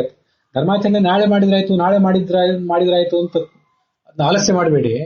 ಯಾಕೆಂತಂದ್ರೆ ಈಗ ನಿಮ್ಮ ಕೂದಲನ್ನು ಮೃತ್ಯು ಹಿಡ್ಕೊಂಡಿದೆ ಎಡಗೈಯಲ್ಲಿ, ಬಲಗೈಯಲ್ಲಿ ಖಡ್ಗ ಹಿಡ್ಕೊಂಡು ನಿಮ್ ತಲೆ ಕತ್ತರಿಸಲಿಕ್ಕೆ ತಯಾರಾಗಿದೆ ಅಂದ್ರೆ ಹಾಗಾದ್ರೆ ಇನ್ನೇನು ಬದುಕಿ ಏನ್ ಮಾಡ್ಬೇಕಾಗಿದೆ, ದುಡ್ಡು ಗಳಿಸಿ ಏನ್ ಮಾಡ್ಬೇಕಾಗಿದೆ ಅಂತ ಹೇಗೆ ನಿರ್ವೇದವನ್ನ ತಾಳ್ತೇವಲ್ಲ, ನಿರಾಶೆಯನ್ನ, ವೈರಾಗ್ಯವನ್ನ, ತತ್ಕಾಲದ ವೈರಾಗ್ಯವನ್ನಾದ್ರೂ ತಾಳ್ತೇವಲ್ಲ, ಆ ತತ್ಕಾಲದ ವೈರಾಗ್ಯ ಮೃತ್ಯು ಯಾವತ್ತೂ ನಮ್ಮನ್ನು ಕತ್ತರಿಸಿ ಹಾಕ್ಲಿಕ್ಕೆ ಕಾಯ್ತಾ ಇದೆ ಅಂತ ಎಚ್ಚರಿಕೆ ಇಟ್ಕೊಂಡು ಸಾರ್ವಕಾಲಿಕ ವೈರಾಗ್ಯ ಆಗ್ಬೇಕು. ನಾವು ಸಾರ್ವಕಾಲಿಕ ಭಯ ಉಳ್ಳವರು, ನಾವು ಸಾರ್ವಕಾಲಿಕ ಭಯ ಉಳ್ಳವರಾದ ನಾವು ಸಾರ್ವಕಾಲಿಕವಾದ ವೈರಾಗ್ಯ ಉಳ್ಳವರಾಗಬೇಕು. ಅದಕ್ಕೆ ನಮ್ಮನ್ನ ಭಾಗವತ ಸರ್ವತೋ ಮೃತ್ಯವಹ ತಪಹಾಸ್ಯ ಮಾಡಿದೆ. ಹೀಗೆ ಸಾವಿನ ಭಯ ಇಲ್ಲದೆ ಇದ್ದಂತಹ ದೇವತೆಗಳೇ ಅವನನ್ನು ಉಪಾಸನೆ ಮಾಡ್ತಾರೆ ಅಂದ್ರೆ ಸಾವಿನ ಭಯ, ನಿತ್ಯ ಸಾವಿನ ಭಯ ಉಳ್ಳಂಥ ನಾವೇನ್ ಮಾಡ್ಬೇಕಾಗಿದೆ? ಯಾವ ಕಾಲದಲ್ಲಿಯೂ ಸಾವಿನ ಭಯ ನಮಗೆ. ಅದು ಮಹಾಭಾರತವೇ ಹೇಳುವಂತೆ ಸಣ್ಣ ವಯಸ್ಸಿನಲ್ಲಿ ಸಾಯಬಹುದು.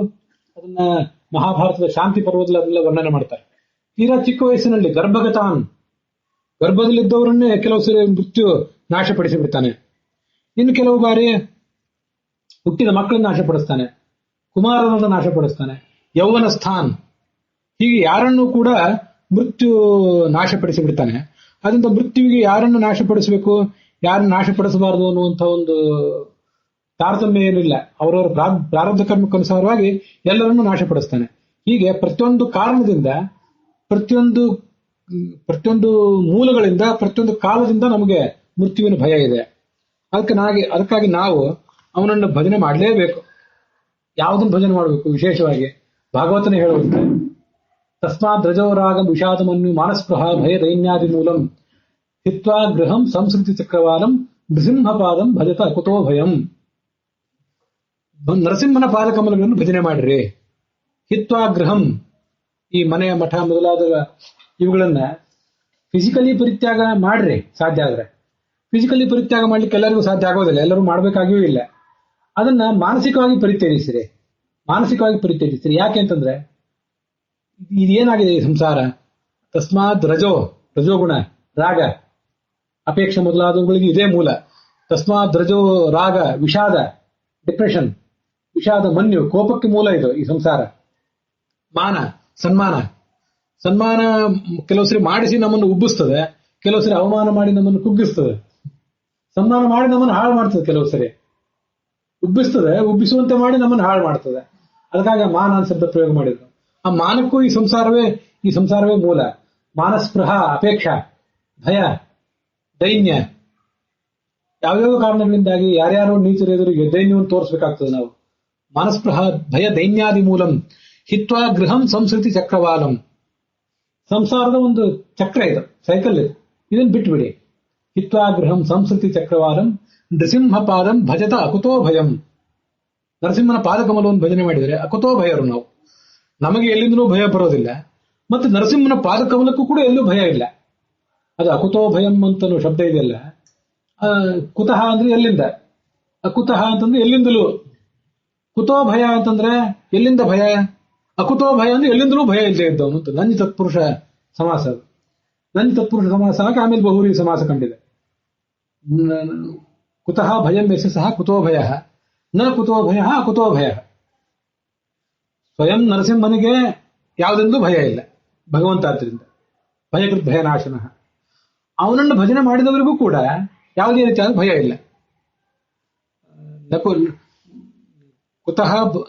ಕುತಃ ಭಯಂ ಯಸ್ಯ ಸಹ ಯಸ್ಮಾತ್ ಸಹ. ಇದು ಬಹುರಿ ಸಮಾಸದ ಸ್ವಾರಸ್ಯ. ಯಸ್ಮಾತ್, ಯಾವ ಪಾದಕಮಲಗಳ ಆಲಂಬನದ ದೆಸೆಯಿಂದ ನಮಗೆ ಭಯ ಇಲ್ಲ, ಇದು ಯಸ್ಮಾತ್ ಅನ್ನೋದಕ್ಕೆ ಅರ್ಥ.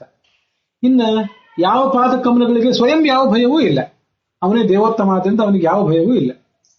ಹೀಗೆ ಅಕುತೋ ಭಯವಾದ ಆ ನರಸಿಂಹನ ಪಾದಕಮಲವನ್ನ ಸರ್ವತೋ ಭಯರಾದಂಥ, ಸರ್ವತೋ ಮೃತ್ಯುಗಳಾದಂಥ ನಾವು ಧ್ಯಾನ ಮಾಡಬೇಕು. ಧ್ಯಾನ ಮಾಡಿ ಈ ಸಂಸಾರವನ್ನು ನೀಗಿಕೊಳ್ಳಿಕ್ಕೆ ಪ್ರಯತ್ನಿಸಬೇಕು. ದೇವರ್ಷಿಗಳಂತ ನಾರದರು ಬಂದರು, ವಸುದೇವ ಅವರನ್ನು ಸತ್ಕರಿಸಿದ, ಅವರಿಗೆ ಸತ್ಕಾರಾದಿಗಳನ್ನು ಮಾಡಿ ಅವರನ್ನು ಪ್ರಶಂಸೆ ಮಾಡಿದನು. ಭಗವನ್ ಭವತೋ ಯಾತ್ರಾ ಸ್ವಸ್ಥಯೇ ಸರ್ವದೇಹಿನಾಂ ಕೃಪಣಾನಾಂ ಯಥಾ ಪಿತ್ರೋಹೋ ಉತ್ತಮ ಶ್ಲೋಕ ವರ್ತಮನಃ. ನೀವು ಎಂಥವರಾಗಿದ್ದೀರಿ ಅಂತಂದ್ರೆ ಉತ್ತಮ ಶ್ಲೋಕ ವರ್ತಮನಃ. ಉತ್ತಮ ಶ್ಲೋಕ ಅಂತಂದ್ರೆ ಭಗವಂತ, ಶ್ಲೋಕ ಅಂದ್ರೆ ಪ್ರಶಂಸೆ. ಯಾರ ಪ್ರಶಂಸೆ ಅತ್ಯಂತ ಶ್ರೇಷ್ಠವೋ ಆ ಭಗವಂತನೇ ಉತ್ತಮ ಶ್ಲೋಕ. ಅವನಿಗೆ ನೀವು ದಾರಿ. ಆ ಭಗವಂತನನ್ನು ಹೋಗಿ ತಲುಪಲಿಕ್ಕೆ ಇವರೆಲ್ಲ ದಾರಿ, ಈ ಸಜ್ಜನರು. ನೀವು ಬಂದರೆ ನಿಮ್ಮಂಥವರ ಆಗಮನ ಅದು ಎಲ್ಲ ಶರೀರಗಳಿಗೂ ಕೂಡ, ಎಲ್ಲ ಜೀವರಿಗೂ ಕೂಡ ತುಂಬಾ ಹಿತಕಾರಿ. ಅದು ಹೇಗೆ ಅಂತಂದ್ರೆ ಕೃಪಣಾನಾಂ ಯಥಾ ಪಿತ್ರೋಹ, ತಂದೆ ತಾಯಂದ್ರು ಬಂದ್ರು ಅಂದ್ರೆ ಎಂಥ ಆನಂದ ಆಗ್ತದೆ ನಮ್ಗೆ. ಈ ವಯಸ್ಸಿನಲ್ಲಿ ಗೊತ್ತಾಗೋದಿಲ್ಲ, ಸಣ್ಣ ವಯಸ್ಸಿನಲ್ಲಿ ಗೊತ್ತಾಗ್ತದೆ. ಈಗ ನಾವು ದೊಡ್ಡವರಾಗಿರ್ತೇವೆ, ತಂದೆ ತಾಯಂದ್ರನ್ನ ಒಂದ್ ಬಾರಿ ಬಿಟ್ಟು ಹೋಗ್ಬೇಕು ಅನ್ಸಿದಾಗ ಬಹಳ ಏನು ಆತಂಕ ಅನ್ಸೋದಿಲ್ಲ, ಯಾಕೆ ಮತ್ತೆ ಬರ್ತಾರ ಅಂತ ಗೊತ್ತಿದೆ. ಸಣ್ಣ ಮಕ್ಕಳಿಗೆ ಆ ತಂದೆ ತಾಯಂದ್ರನ್ನ ಎಲ್ಲೋ ಹೋದವ್ರನ್ನ ಕಳ್ಕೊಂಡಾಗ ಅದು ಎಷ್ಟು ಆತಂಕ ಆಗ್ತಿರ್ತದೆ ಅವರಿಗೆ. ಬಂದ ಕೂಡಲೇ ಎಂಥ ದೊಡ್ಡ ಆನಂದ ಆಗ್ತದೆ. ಹೀಗೆ ಚಿಕ್ಕ ಮಕ್ಕಳಿಗೆ ತಂದೆ ತಾಯಂದಿರ ಆಗಮನ ಎಷ್ಟು ಆಪ್ಯಾಯಮಾನವಾಗಿರ್ತದ, ಹಾಗೆ ನಿಮ್ಮ ಆಗಮನ ನಮಗೆ. ಭೂತಾನಾಂ ದೇವಚರಿತಂ ದುಃಖಾಯ ಚ ಸುಖಾಯ ಚ ಸುಖಾಯೈವ ಹಿ ಸಾಧೂನಾಂ ತಾದೃಶಾಂ ಅಚ್ಯುತಾತ್ಮನಾಂ. ನಾವು ವಿಜಯದಾಸರನ್ನ, ರಾಘವೇಂದ್ರ ಸ್ವಾಮಿಗಳನ್ನ, ವಾದರಾಜರನ್ನ ಮೊದಲಾದವರನ್ನ ಸ್ತೋತ್ರ ಮಾಡ್ತೇವಲ್ಲ, ಆ ಸ್ತೋತ್ರ ಮಾಡುವಾಗ ಅವರವ್ರಿಗೆ ಪ್ರತ್ಯೇಕವಾದ ಪೂಜ್ಯಾಯ ರಾಘವೇಂದ್ರ ಇತ್ಯಾದಿ ಶ್ಲೋಕಗಳಿವೆ, ಕವಚಗಳಿವೆ, ಎಲ್ಲ ಗೊತ್ತು. ಆದ್ರೆ ಭಾಗವತ ಮತ್ತು ಭಾಗವತ ತಾತ್ಪರ್ಯಗಳು ಈ ಗುರುಗಳನ್ನ, ವೃಂದಾವನಸ್ಥರಾದ ಯತಿಗಳು ಆಗಿರ್ಬೋದು, ಅಥವಾ ಉಳಿದ ಗುರುಗಳಾಗಿರ್ಬೋದು, ದಾಸರಾಗಿರ್ಬೋದು, ಅವರೆಲ್ಲರನ್ನೂ ಸಮಾನವಾದ ಕೆಲವು ಶ್ಲೋಕಗಳಿಂದ ಹೇಗೆ ಸ್ತೋತ್ರ ಮಾಡಬಹುದು ನಾವು ಅನ್ನೋದನ್ನು ತಿಳಿಸಿಕೊಡ್ತದೆ. ಅಂತ ಒಂದು ಶ್ಲೋಕ ಇದೆ. ಅನೇಕ ಶ್ಲೋಕಗಳಿವೆ, ಅದರಲ್ಲಿ ಒಂದು ಶ್ಲೋಕ ಇದೆ. ಅದು ಹೇಗೆ ಅಂತಂದ್ರೆ ಭೂತಾನಾಂ ದೇವಚರಿತಂ ಸುಖಾಯಚ ದುಃಖಾಯಚ ಸುಖಾಯಚ. ಈ ದೇವತೆಗಳು ಸಂಚಾರ ಮಾಡ್ತಿರ್ತಾರೆ, ಅಲ್ಲೇ ಎಲ್ಲಾ ಕಡೆ ಓಡಾಡ್ತಿರ್ತಾರೆ. ಕೆಲವರು ಬರ್ತಾರೆ, ಹೋಗ್ತಾರೆ, ಇಲ್ಲೇ ಇರ್ತಾರೆ. ನಮ್ಮ ಶರೀರದಲ್ಲಿ ತತ್ವಾಭಿಮಾನಿಗಳಾಗಿಯೂ ಇರ್ತಾರೆ. ಸಂಚಾರ ಅಂತಂದ್ರೆ ದೇವತೆಗಳ ಸಂಚಾರ ಅಂತ ಅರ್ಥ ಬರೆದಿದ್ದಾರೆ, ಇಲ್ಲೆಲ್ಲ ಕಡೆ ಅನುವಾದದಲ್ಲಿ ಹಾಗೆ ಇರ್ತದೆ. ಸಂಚಾರ ಅಂತಂದ್ರೆ ನಿರ್ದಿಷ್ಟವಾಗಿ ಸಂಚಾರವೇ ಏನಲ್ಲ. ಸಂಚಾರ ಅಂತಂದ್ರೆ ಒಳಗಿರುವುದು, ನಮ್ಮ ಒಳಗಿರೋದು. ಚರಗತಿ ಭಕ್ಷಣ ಯೋಗ, ನಮ್ಮ ಒಳಗಡೆ ನಿಂತ್ಕೊಂಡು ಕರ್ಮ ಫಲವನ್ನು ನಮಗೆ ಉಣಿಸಿ ತಾವು ಉಂಡು ಪರಮಾತ್ಮನ ಮೂಲಕ ಅವನ ಅನುಗ್ರಹದಿಂದ ತಾವು ಉಣ್ತಿರ್ತಾರೆ. ಅದರಿಂದ ಸಂಚಾರ ಮಾಡೋದಂದ್ರೆ ಹೊರಗಿಂದ ಬರೋದು ಅಂತಲ್ಲ, ಇಲ್ಲೇ ಇರುವುದು ಸಂಚಾರವೇ. ಒಳಗಿದ್ದು ಭಗವಂತನನ್ನು ಧ್ಯಾನ ಮಾಡ್ತಿರ್ತಾರೆ, ಅದು ಗತಿ. ಗತಿ ಅಂತಂದ್ರೆ ಕೇವಲ ಹೋಗೋದಲ್ಲ, ಪರಮಾತ್ಮನನ್ನ ಧ್ಯಾನ ಮಾಡೋದು, ತಿಳ್ಕೊಳ್ಳೋದು, ಧ್ಯಾನ ಮಾಡುವುದು, ಇದು ಗತಿ. ಭಕ್ಷಣ ಅಂತಂದ್ರೆ ತಿನ್ನೋದು. ಹೀಗೆ ಅನೇಕ ಸಂಗತಿಗಳಿವೆ. ಅಲ್ಲಿ ಈ ಅವರ ಚರಿತ ಇದೆಯಲ್ಲ, ದೇವಚರಿತ, ದೇವತೆಗಳ ಸಂಚಾರ, ನಮ್ಮೊಳಗೆ ಅವರ ಅಸ್ತಿತ್ವ, ಅದು ದುಃಖಾಯತೆ ಸುಖಾಯತೆ. ಅದು ಕೆಲವೊಮ್ಮೆ ಸುಖಕ್ಕೆ ಕಾರಣ ಆಗ್ತದೆ, ಕೆಲವೊಮ್ಮೆ ದುಃಖಕ್ಕೆ ಕಾರಣ ಆಗ್ತದೆ. ನಮ್ಮ ಪ್ರಾರಬ್ಧ ಸರಿ ಇದ್ರೆ ಸುಖಕ್ಕೆ ಕಾರಣ, ಪ್ರಾರಬ್ಧ ಸರಿ ಇಲ್ಲದೆ ಹೋದ್ರೆ ದುಃಖಕ್ಕೆ ಕಾರಣ. ಸುಖಾಯೈವ ಹಿ ಸಾಧೂನಾಂ ದ್ವಾದಶಾಂ ಅಚ್ಯುತಾತ್ಮನ. ಆದರೆ ನೀವು ಅಚ್ಯುತಾತ್ಮರು, ನಾಶರಹಿತನಾದ ಭಗವಂತನನ್ನ ನಿಮ್ಮ ಹೃದಯದೊಳಗೆ ಇಟ್ಕೊಂಡಂಥವ್ರು ನೀವು. ನಾರದರಿಗೆ ವಸುದೇವ ಹೇಳಿದ್ದು, ನೀವೇನಿದ್ದೀರಿ ಅಂದ್ರೆ ನಮ್ಮ ಹತ್ರ ಬಂದ್ರೆ ಅಥವಾ ನಮ್ಮ ಮನೆಯಲ್ಲಿ, ನಮ್ಮ ಮನದಲ್ಲಿ ನೀವು ನೆಲೆಸಿದ್ರೆ ಸುಖಾಯೈವ, ನಮ್ಮ ದುಃಖವನ್ನ ನಿಮ್ಗೆ ನೋಡ್ಲಿಕ್ಕೆ ಆಗೋದಿಲ್ಲ. ಅವನ ಕರ್ಮ ಸರಿ ಇದ್ರೆ ಅವನಿಗೆ ಸುಖ ಕೊಡ್ತೇವೆ, ಕರ್ಮ ಸರಿ ಇಲ್ಲದೆ ಇದ್ರೆ ದುಃಖ ಕೊಡ್ತೀವಿ. ನೀವು ನಮ್ಮನ್ನು ಆಲಸ್ಯ ಮಾಡೋದಿಲ್ಲ, ನಮ್ಮನ್ನು ನೀವು ನಿರ್ಲಕ್ಷಿಸೋದಿಲ್ಲ. ಏನಾದ್ರೂ ಮಾಡಿ ಇವನಿಗೊಂದಿಷ್ಟು ಒಳ್ಳೇದು ಮಾಡೋಣ ಅಂತ ನೀವು ಆಲೋಚನೆ ಮಾಡ್ತೀರಿ. ಹಾಗಂತ ಹೇಳಿ ದೇವತೆಗಳಿಗಿಂತ ಈ ಋಷಿಮುನಿಗಳೇ ದೊಡ್ಡವರು ಅಂತ ಅರ್ಥ ಅಲ್ಲ. ಅವರೇ ದೊಡ್ಡವರು, ದೇವತೆಗಳೇ ದೊಡ್ಡವರು. ಅದು ಮುಂದೆ ಭಾಗವತ ತಾತ್ಪರ್ಯದಲ್ಲಿ ಬರ್ತದೆ. ಇವರು ಸಣ್ಣವರು ಕಡಿಮೆ ಸಾಧನೆಯಿಂದ ಒಲಿತಾರೆ, ದೊಡ್ಡವರು ಹೆಚ್ಚು ಸಾಧನೆಯಿಂದ ಒಲಿತಾರೆ. ಅದಕ್ಕಾಗಿ ಸಣ್ಣವರಿಗೆ ಸಣ್ಣವರ ಆರಾಧನೆಯನ್ನು ಹೇಳಿರ್ತಾರೆ. ನಾವು ಸಣ್ಣವರು, ಅದಕ್ಕಾಗಿ ನಮಗೆ ಆ ಸಣ್ಣವರನ್ನೇ ಉಪಾಸನೆ ಮಾಡುವಂತ ಒಂದು ಮಾರ್ಗ ಕೊಟ್ಟಿರ್ತಾರೆ. ಮತ್ತೆ ನಮ್ಗೆ ಏನಾಗ್ತದೆ ಅಂತಂದ್ರೆ, ನಾವು ಉಪಾಸನೆ ಮಾಡ್ಲಿಕ್ಕೆ ಹೊರಟಾಗ ತೀರಾ ಅಮೂರ್ತವಾದ ಸಂಗತಿಗಳನ್ನ, ಭಗವಂತ, ಲಕ್ಷ್ಮೀದೇವಿ, ಮುಖ್ಯ ಪ್ರಾಣ, ನಮ್ಗೇನು ಅದ್ರದ್ದು ಇಲ್ಲಿ ಕುರುಹು ಕಾಣಿಸೋದಿಲ್ಲ. ನಮ್ಮ ಸುತ್ತಮುತ್ತಲು ಎಷ್ಟೊಂದು ಉಪಾಸನೆ ಮಾಡೋದು, ಅದಕ್ಕೊಂದು ಏನು ಫಲ?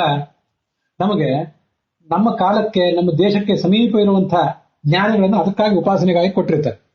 ನಮಗೇನಾದ್ರೂ ಒಂದು ಮೂರ್ತವಾದಂಥ, ನಾವು ಫೀಲ್ ಮಾಡಬಹುದಾದಂತಹ ಕೆಲವು ಅನುಭವಗಳು, ಸ್ವಪ್ನಗಳು, ಏನೋ ಕೆಲವು ಫಲಗಳು ನಮಗೆ ಆಗಬೇಕು ಅಂತ ನಮಗೊಂದು ನಿರೀಕ್ಷೆ ಇರ್ತದೆ. ಹಾಗಾದ್ರೆ ನಾವು ಸಾಧನೆಯಲ್ಲಿ 2ನೇ 3ನೇ ಮೆಟ್ಲು ಮುಂದೆ ಹೋಗ್ತೇವೆ. ಇಲ್ಲದೆ ಹೋದ್ರೆ ಇದೇನಾಗೋದಲ್ಲ, ಹೋಗೋದಲ್ಲ, ಸುಮ್ಮನೆ ಇದ್ಬಿಡುವ ಒಂದು ಅಪಾಯ ಇದೆ. ಅದಕ್ಕಾಗಿ ಭಗವತ್ ಶಾಸ್ತ್ರ ಹೇಳ್ತದೆ, ಅದು 6-7ನೇ ಸ್ಕಂದದಲ್ಲಿದೆ. ಉತ್ತಮ ಅಪಿ ದೇವೇಶಾಹ ಸ್ವಾವರಾನ್ ವಿದುಷೋ ನೃಣಾಂ ಪೂಜಾಯೈ ಸಂಪ್ರಯಚ್ಛಂತಿ ಪರೋಕ್ಷತ್ವ ಪ್ರಿಯಾಯತಃ ತೇಷು ಸ್ಥಿತ್ವಾ ಸ್ವಯಂ ಪೂಜಾಂ ಗೃಹಂತಿ ಅನುಭವಾಂ ಸದಾ. ಉತ್ತಮಾಪಿ ದೇವೇಶಾಹ, ದೇವತೆಗಳೇ ದೊಡ್ಡವರು. ಆದ್ರೆ ಅವ್ರು ಏನ್ ಮಾಡ್ತಾರಂತಂದ್ರೆ, ಸ್ವಾವರಾನ್ ವಿದುಷೋ ನೃಣಾಂ ಪೂಜಾಯೈ ಸಮರ್ಪಯಂತಿ.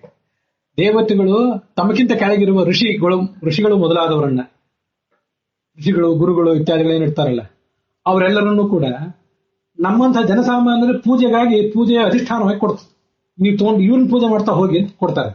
ಯಾಕೆಂತಂದ್ರೆ ಪರೋಕ್ಷತ್ವ ಪ್ರಿಯಾಯತಃ, ದೇವತೆಗಳು ಹಾಗೆ ಸುಲಭವಾಗಿ ನಮಗೆ ಸಿಗೋರಲ್ಲ.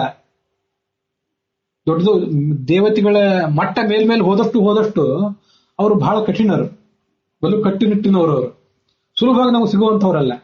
ಹೆಚ್ಚು ಕಷ್ಟಪಟ್ಟು, ಹೆಚ್ಚು ನಿಯಮಗಳ ಮೂಲಕ ಅವರನ್ನು ನಾವು ಉಪಾಸನೆ ಮಾಡಿ ಒಲಿಸ್ಕೋಬೇಕಾಗ್ತದೆ. ಪರೋಕ್ಷತ್ವ ಪ್ರಿಯರವರು, ನಮ್ಗೆ ಅಷ್ಟು ಸಣ್ಣ ಸಣ್ಣ ಸಾಧನೆಗಳಿಗೆ ಒಲಿಯುವವರು ಅಲ್ಲ, ಪರೋಕ್ಷರಾಗಿದ್ದು ನಮಗೆಲ್ಲವನ್ನೂ ಮಾಡಿಸ್ತಾರೆ. ಪರೋಕ್ಷತ್ವ ಪ್ರಿಯಾಯತಃ ತೇಷು ಸ್ಥಿತ್ವ ಸ್ವಯಂ ಪೂಜಾಂ ಗೃಹಂತಿ. ಹಾಗೆ ಅಂತ ಹೇಳಿ ಪೂಜಾ ಸ್ವೀಕಾರ ಮಾಡೋದಿಲ್ಲ ಅಂತಲ್ಲ. ಈ ನಮ್ಮ ಗುರುಗಳೇನಿದ್ದಾರೆ, ನಮ್ಮ ಸಮೀಪಕ್ಕೆ, ನಮ್ಮ ಕಾಲಕ್ಕೆ ಸಮೀಪ ಇರುವಂತಹ ಗುರುಗಳು, ಯಾರೋ ವೃಂದಾವನಸ್ಥರಾದವರು, ಯತಿಗಳು, ದಾಸರು ಮೊದಲಾದವರು ಏನಿದ್ದಾರೆ, ಅವ್ರ ಒಳಗಿದ್ದು ಪೂಜೆಯನ್ನು ಸ್ವೀಕಾರ ಮಾಡ್ತಾರೆ. ಸ್ವೀಕಾರ ಮಾಡ್ತಾರೆ ಅನ್ನಲಿಕ್ಕೆ ಏನ್ ಆಧಾರ ಅಂತಂದ್ರೆ, ಪೂಜೆ ನಮ್ಮ ಕೈಯಿಂದ ಆಗಿದೆ ಅನ್ನೋದೇ ಆಧಾರ, ಇನ್ನೇನು ಬೇಕಾಗಿಲ್ಲ. ಪೂಜೆ ನಡೆದಿದೆಯಲ್ಲ, ಪೂಜೆ ಮಾಡ್ಲಿಕ್ಕಾದ್ರೂ ಎಷ್ಟು ಮಂದಿಗೆ ಸಾಧ್ಯ ಇದೆ? ಸಾಂಗವಾಗಿ ಮುಗಿತದಲ್ಲ ಪೂಜೆ, ಮಂಗಳಾಚರಣೆ ಆಯ್ತು, ಸಮಾಪ್ತಿ ಆಯ್ತು, ಆಗಿದೆ ಅಂದ್ರೆ ಪೂಜಾ ಮುಗಿದಿದೆ ಅಂತಂದ್ರೆ ಆಯಾ ಜ್ಞಾನಿಗಳ ಒಳಗಿದ್ದು ಆ ದೇವತೆಗಳನ್ನು ಸ್ವೀಕಾರ ಮಾಡಿದ್ದಾರೆ ಅಂತಾನೆ ಅರ್ಥ. ಹೀಗೆ ಅವ್ರೊಳಗಿದ್ದು ಅವರನ್ನು ಸ್ವೀಕಾರ ಮಾಡ್ತಾರೆ. ಇದೆಲ್ಲ ಭಾಗವತದ ಮಾತೆ, ಯಾವುದೋ ಬೇರೆ ಯಾವ್ದು ಮಾತನ್ನು ನಾನು ಹೇಳ್ತಿಲ್ಲ. ಸ್ಯಾತ್ಸಂಗ ಮೌನುಗ್ರಹ ಏಷನಸ್ತವ ಅಂತ ಭಾಗವತದ ಶ್ಲೋಕ ಇದೆ. ಅಥಾನಕಾಂಗ್ರಿಯೋಸ್ತವ ಕೀರ್ತಿ ತೀರ್ಥಯೋ ಅಂತರ್ಬಹಿರ್ಜ್ಞಾನ ಬಹಿಸ್ನಾನ ವಿಧೂತ ಕಲ್ಪಾತ್ಮನಾಂ ಭೂತೇಶ್ವನುಕ್ರೋಶ ಸುತತ್ವಶೀಲಿನಾಂ ಸ್ಯಾತ್ಸಂಗ ಮೌನುಗ್ರಹ ಏಷನಸ್ತವ. ಭಗವಂತನೇ, ನಿನ್ನ ಭಕ್ತರು ಅಂತಃಸ್ನಾನ ಬಹಿಸ್ನಾನಗಳನ್ನು ಮಾಡಿ ಅಂತರಂಗವನ್ನು ಶುದ್ಧವಾಗಿಟ್ಕೊಂಡಂಥವ್ರು, ಅವರ ಸಂಗಮ ನನಗಾಗಲಿ. ಸ್ಯಾತ್ ಸಂಗಮ ಅನುಗ್ರಹ ಏಷನಸ್ತವ. ಅವರ ಸಂಗ್ರಹ, ಅವರ ಸಂಗಮ, ಅವರ ಸಹವಾಸ, ಅವರ ಸಾಮೀಪ್ಯ ನಮಗಾಗಿದೆ ಅಂತಂದ್ರೆ ನೀನ್ ನನಗೆ ಅನುಗ್ರಹ ಮಾಡಿದ್ದಿ ಅಂತ ಅರ್ಥ. ಅದಕ್ಕೆ ಅದು ಸೂಚಕ. ಯಾದವಾರ ಅಲ್ಲಿ ವ್ಯಾಖ್ಯಾನ ಮಾಡಿದ್ದಾರೆ, ಬಹುಶಃ 4ನೇ ಸ್ಕಂದದ ಮಾತಿರಬೇಕು, 4 3 ಇಲ್ಲ. ಸಜ್ಜನರ ಸಾಧು ಸತ್ಪುರುಷರ ಸಂಗಮ ನನಗಾಗಲಿ, ಇದೇ ನೀನು ನನಗೆ ಮಾಡುವ ಅನುಗ್ರಹ. ಒಂದರ್ಥ. ಸಾಧು ಸಮಾಗಮ ಆಗಿದೆ ಅಂತಂದ್ರೆ ನಿನ್ನ ಅನುಗ್ರಹ ನನಗಾಗಿದೆ ಅಂತ ಅರ್ಥ. ನೇರವಾಗಿ ಅವನು ತೋರಿಸೋದಿಲ್ಲ. ಭಾರತ ಅದನ್ನು ಹೇಳಿದೆ. ನಮ್ಗೆ ಭಾರತವನ್ನು ಬಿಡ್ಲಿಕ್ಕೆ ಮನಸ್ಸೇ ಇಲ್ಲ. ಭಾಗವತದ ಪ್ರವಚನವೇ ಆದ್ರೂ ಭಾರತದ ಶ್ಲೋಕ ನಡುವೆ ನಮಗೆ ಮನಸ್ಸಿಗೆ ಬಂದಾಗಲೇ ಸಮಾಧಾನ. ನದೇವ ದಂಡಮಾದಾಯ ದಂಡ ಮುದ್ಯಮ್ಯ ಅಥವಾ ರಕ್ಷಂತಿ ಪಶುಪಾಲವತ್ ಎಂತು ರಕ್ಷಿತುಮಿಚ್ಛಂತಿ ಬುದ್ಧ ಸಂಯೋಜಯಂತಿ ತಮ್. ದನಗಳನ್ನು ಕಾಯ್ಲಿಕ್ಕೆ, ಕುರಿಗಳನ್ನು ಕಾಯ್ಲಿಕ್ಕೆ ಒಬ್ಬ ಗೋಪಾಲಕ ಇರ್ತಾನೆ. ಹಿಂದ್ಗಡೆ ಒಂದು ಕೋಲ್ ಹಿಡ್ಕೊಂಡು ಓಡಾಡ್ತಿರ್ತಾನೆ. ನಾವು ನೋಡಿದವರಿಗೆ ದನ ಕಾಯುವನು ಕಾಣಿಸ್ತಾನೆ, ದನಗಳು ಕಾಣಿಸ್ತವೆ. ಅವನು ಅವುಗಳಿಗೆ ಜೋರಾಗಿ ಉಚ್ಚ ಕಂಠದಿಂದ ನಿರ್ದೇಶನ ಕೊಡ್ತಿರ್ತಾನೆ. ಆ ಕಡೆ ಹೋಗ್ಬೇಡಿ, ಇಲ್ಲಿ ಬನ್ನಿ ಅಂತ ಅವುಗಳ ಭಾಷೆಯಲ್ಲಿ ಕೊಡ್ತಿರ್ತಾನೆ. ಅವುಗಳಿಗೆ ನೀರು ಕುಡಿಸ್ತಾನೆ, ಬಂದು ಆಪತ್ತಿನ ಪರಿಹಾರ ಮಾಡ್ತಾನೆ. ಅವಳಿಗೆ ಸಂದರ್ಭ ಬಂದ್ರೆ ಬೆತ್ತ ತಗೊಂಡು ಹೊಡಿತಾನೆ.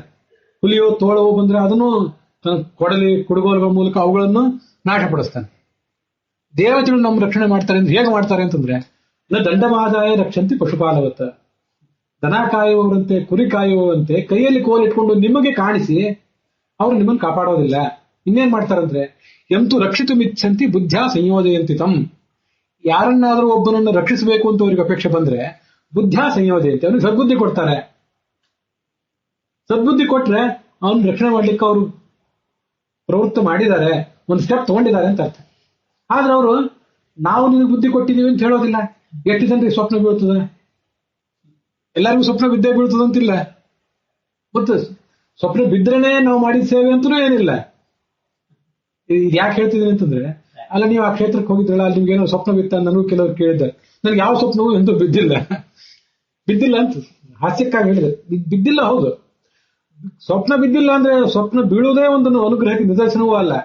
ನಮ್ಮ ಯೋಗ್ಯಕ್ಕೆ ಅನುಸಾರವಾಗಿ, ನಮ್ಮ ಯೋಗ್ಯತೆ ಸಣ್ಣದಿರಬಹುದು, ಅಷ್ಟು ಭಗವಂತ ನಮ್ಮನ್ನು ಅನುಗ್ರಹಿಸಿದ್ದಾನೆ ಆ ಸಾಧುಗಳ ಮೂಲಕ ಅಂತ ನಾವ್ಯಾಕೆ ಭರವಸೆ ಇಡಬಾರದು?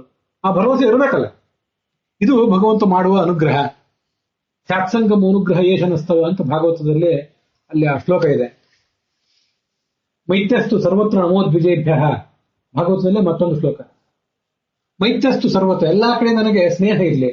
ನಮೋ ದ್ವಿಜೇಭ್ಯ, ಎಲ್ಲ ಜ್ಞಾನಿಗಳಾದವರಿಗೆ ನನ್ನ ನಮಸ್ಕಾರ ಯಾವತ್ತು ಸಲ್ಲುತ್ತಾ ಇರಲಿ. ಹೀಗೆ ದೇವತೆಗಳು ಹೇಗೆ ತುಂಬಾ ಪರೋಕ್ಷ ಪ್ರಿಯರು, ಏನನ್ನೂ ತೋರಿಸ್ಕೊಳ್ಳೋದಿಲ್ಲ, ಯಾರ್ದೋ ಮೂಲಕ ಏನೋ ಕೆಲಸ ಮಾಡ್ತಾರೆ. ಇದನ್ನು ಗೀತಾ ಪ್ರಸ್ಥಾನದಲ್ಲಿ ತುಂಬಾ ಅದ್ಭುತವಾಗಿ ಆಚಾರ್ಯ ಹೇಳಿದ್ದಾರೆ. ನಿಮಿತ್ತೀಕೃತ್ಯ ಕಂಚನ, ಯಾವನೋ ಒಬ್ಬ ವ್ಯಕ್ತಿ, ನಮಗೆ ಕಲ್ಪನೆಯೂ ಇರೋದಿಲ್ಲ, ಬದುಕಿರುವ ಯಾವನೋ ಒಬ್ಬ ಜ್ಞಾನಿ, ಒಬ್ಬ ಆಚಾರ್ಯ, ಒಬ್ಬ ಜ್ಯೋತಿಷಿ, ಒಬ್ಬ ಪುರೋಹಿತ, ಒಬ್ಬ ಯತಿ ಇರ್ಬೋದು, ಬದುಕಿರುವ ಯತಿ ಇರ್ಬೋದು, ಪಂಡಿತ ಇರ್ಬೋದು, ಯಾರನ್ನೋ ನಿಮಿತ್ತವನ್ನಾಗಿ ಮಾಡಿಕೊಂಡು ನಮ್ಮನ್ನ ಮೇಲೆತ್ತಾನೆ ಭಗವಂತ ಅಂತ ಗೀತಾ ಪ್ರಸ್ಥಾನದಲ್ಲಿ, ಗೀತಾ ಭಾಷ್ಯ ಅಥವಾ ತಾತ್ಪರ್ಯದಲ್ಲಿ 6-7 ಅಧ್ಯಾಯದಲ್ಲಿ ಎಲ್ಲ ಒಂದ್ ಕಡೆ ಇದೆ. ನಿಮಿತ್ತೀಕೃತ್ಯ ಕಂಚನ, ಯಾವನೋ ಒಬ್ಬ ನಿಮಿತ್ತನಾಗ್ತಾನೆ. ಭಗವಂತನ ಅನುಗ್ರಹ ನಮ್ಗೆ ಆಗಿದೆ ಅಂತ ನಾವು ಭಾವಿಸ್ಲಿಕ್ಕೆ, ಭರವಸೆ ಇಡ್ಲಿಕ್ಕೆ ಅಂತ ಈ ಶ್ಲೋಕವನ್ನು ಯಾಕೆ ಇಷ್ಟು ಹೇಳ್ತಿದ್ದೀನಿ ಅಂತಂದ್ರೆ, ಇಂಥ ಶ್ಲೋಕಗಳ ಮೂಲಕ ನಾವು ಆ ಜ್ಞಾನಿಗಳನ್ನ, ಯತಿಗಳನ್ನ, ದಾಸರನ್ನ ಮೊದಲಾದವರನ್ನ ಸ್ತೋತ್ರ ಮಾಡುವುದನ್ನು ರೂಢಿಸ್ಕೋಬೇಕು. ಮತ್ತೊಂದು ಶ್ಲೋಕ ಇದೆ, ಅನೇಕ ಬಾರಿ ಅದನ್ನು ಹೇಳಿರ್ತೇನೆ. ಹರೇಸ್ತು ಪ್ರತಿಮಾ ಪ್ರಾಜ್ಞಾ ತತ್ರಸ್ಥ ಕೇಶವ ಸ್ವಯಂ ದದಾತಿ ಜ್ಞಾನ ವಿಶೇಷ ಪರಮಾತ್ಮ ಸ್ವಯಂ ವಿಭು. ಹರೇಸ್ತು ಪ್ರತಿಮಾ ಪ್ರಾಜ್ಞಾ, ನಾರದ ಮತ್ತೆ ವಿಜಯದಾಸರು, ರಾಘವೇಂದ್ರ ಸ್ವಾಮಿಗಳು, ವಾದರಾಜರು ಮೊದಲಾದ ಎಲ್ಲಾ ಜ್ಞಾನಿಗಳು ಕೂಡ ಹರೇಸ್ತು ಪ್ರತಿಮಾಹ, ಭಗವಂತನ ಪ್ರತಿಮೆಗಳವರು. ಅಲ್ಲಿ ಒಳಗೆ ನಿಂತು ಭಗವಂತನಿಗೂ ಜ್ಞಾನ ಕೊಡ್ತಾನೆ, ನೇರವಾಗಿ ಕೊಡೋದಿಲ್ಲ, ನೇರವಾಗಿ ನಮಗೆ ಕಾಣಿಸೋದಿಲ್ಲ ಅಂತ. ಅದು ಕೂಡ ಭಾಗವತ ತಾತ್ಪರ್ಯದ ಶ್ಲೋಕವೇ. ಇಷ್ಟು ಭಾಗವತ ತಾತ್ಪರ್ಯ ಹೇಳಿದೆ. ನೀವು ಭಗವದ್ಭಕ್ತರಾದ ಸಜ್ಜನರು ಬಂದ್ರೆ, ನಮ್ಮಲ್ಲಿ ಇದ್ರೆ, ನೆಲೆಸಿದ್ರೆ ಸರ್ವದಾ ನಮಗೆ ಸುಖವೇ. ಭಜಂತಿಯೇ ಯಥಾ ದೇವಾನ್ ದೇವಾಪಿ ತಥೈವ ತಾನ್ ಛಾಯೇವ ಕರ್ಮ ಸಚಿವಾಹ ಸಾಧವೋ ದೀನವತ್ಸಲಾಹ. ಈ ದೇವತೆಗಳು ಹೇಗೆ ಅಂದ್ರೆ ನೆರಳಿನಂತೆ. ನಾವು ದಪ್ಪ ಇದ್ರೆ ನಮ್ಮ ನೆರಳು ದಪ್ಪವಾಗಿರ್ತದೆ, ನಾವು ಎತ್ತರ ಇದ್ರೆ ನಮ್ಮ ನೆರಳು ಎತ್ತರ, ಹೌದಾ? ಹಾಗೆ ನೆರಳು ಜನರ ಓಡಾಟಕ್ಕನುಸಾರವಾಗಿ ಚಲಿಸುವಂತೆ ನಾವು ಕುಣಿದ್ರೆ ನೆರಳು ಕುಣಿತದೆ. ದೇವತೆಗಳು ನೆರಳಿನಂತೆ ನಮ್ಮ ಸತ್ಕರ್ಮ ಅಥವಾ ದುಷ್ಟಕರ್ಮವನ್ನು ಅನುಸರಿಸಿ ನಾವು ಹೇಗೆ ಆರಾಧಿಸ್ತೀವೋ ಹಾಗೆ ಅನುಸಾರವಾಗಿ ನಾವು ಫಲ ಕೊಡ್ತಾರೆ ದೇವತೆಗಳು. ಆದ್ರೆ ಸಜ್ಜನರು ಹಾಗಲ್ಲ. ನಾವು ಹೋಗಿ ತುಂಬಾ ಬೇಡ್ಕೊಂಡ್ರೆ, ಆರ್ತರಾಗಿ ಅವರನ್ನು ಪ್ರಾರ್ಥನೆ ಮಾಡಿದರೆ ನಮ್ಗೇನ್ ಫಲ ಕೊಡಬೇಕೋ ಅದನ್ನು ಕೊಡ್ತಾರೆ. ನಿಷ್ಕಾರಣವಾಗಿ ದಯೆ ತೋರಿಸ್ತಾರೆ ಅವರು. ಸಾಧವೋ ದೀನವತ್ಸಲಾಹ.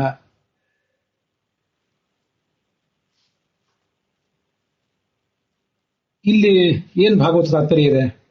ಆತ್ಮನೋ ಭಜನೆ ಬುದ್ಧಿ ಮುತ್ಪಾದ್ಯ ಫಲದಾಸುರಾಹ ಉತ್ತಮಾನಾಂ ಜನಾನಾಂ ತು ನಿಕೃಷ್ಟಾನಾಂ ವಿಪರ್ಯಯ ಶುಭಾಶುಭ ಫಲಾನಾಂ ತು ಕರ್ಮಣಾಂ ವಿಬುಧಾ ಸದಾ. ಈ ದೇವತೆಗಳು ಏನ್ ಮಾಡ್ತಾರೆ ಅಂತಂದ್ರೆ ನೇರವಾಗಿ ಒಮ್ಮೆಲೆ ಫಲ ಕೊಡೋದಿಲ್ಲ. ತಮ್ಮನ್ನ ಹೇಗೆ ಆರಾಧನೆ ಮಾಡಬೇಕು ಅಂತ ಅನ್ನೋದನ್ನ ತಿಳಿಸ್ಕೊಡ್ತಾರೆ.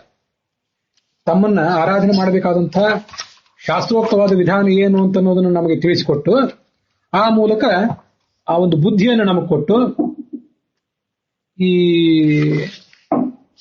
ನಮಗೆ ಮುಂದೆ ಅವರು ಫಲವನ್ನು ಕೊಡುವವರು. ಫಲದಾಹ ಸುರಾಹ ಉತ್ತಮಾನಾಂ ಜನಾನಾಂತು, ಉತ್ತಮ ಜನರಿಗೆ ಹೀಗೆ ಮಾಡ್ತಾರೆ ಅವರು. ನಿಕೃಷ್ಟವನಾಂ ವಿಪರ್ಯಯ, ದುರ್ಜನರಾದವರಿಗೆ ಆ ಫಲ ಆ ಜ್ಞಾನ ಬುದ್ಧಿನೇ ಕೊಡೋದಿಲ್ಲ ಅವರು. ಮಹಾಭಾರತದಲ್ಲೂ ನಾನು ಅದನ್ನೇ ಹೇಳಿದೆ. ದೇವತೆಗಳು ಬುದ್ಧಿ ಕೊಟ್ಟಿದ್ದಾರೆ ಅಂದ್ರೆ ನಮ್ಮನ್ನು ಕಾಪಾಡಲಿಕ್ಕೆ ಮನಸ್ಸು ಮಾಡಿದ್ದಾರೆ ಅಂತ ಅರ್ಥ. ದೇವತೆಗಳು ನಮಗೆ ಬುದ್ಧಿ ಕೊಟ್ಟಿಲ್ಲ ಅಂತಂದ್ರೆ ನಮ್ಮನ್ನು ಅವ್ರು ಕೈ ಬಿಟ್ಟಿದ್ದಾರೆ ಅಂತ ಅರ್ಥ. ಹೀಗೆ ನಾವು ತಿಳ್ಕೊಂಡು ಬಿಡ್ಬೇಕು. ಶುಭಾಶುಭ ಫಲಾನಾಂತು ಕರ್ಮಣಾಂ ವಿಬುಧಾ ಸದಾ, ಇದು ದೇವತೆಗಳು ವರ್ತಿಸುವಂತಹ ಒಂದು ರೀತಿ ಇದು. ಆದ್ರೆ ಸಜ್ಜನರು ಮಾತ್ರ ಹಾಗಿರೋದಿಲ್ಲ. ಅವ್ರದೊಂದು ಬೇರೆ ಮಾರ್ಗವೇ ಇದೆ.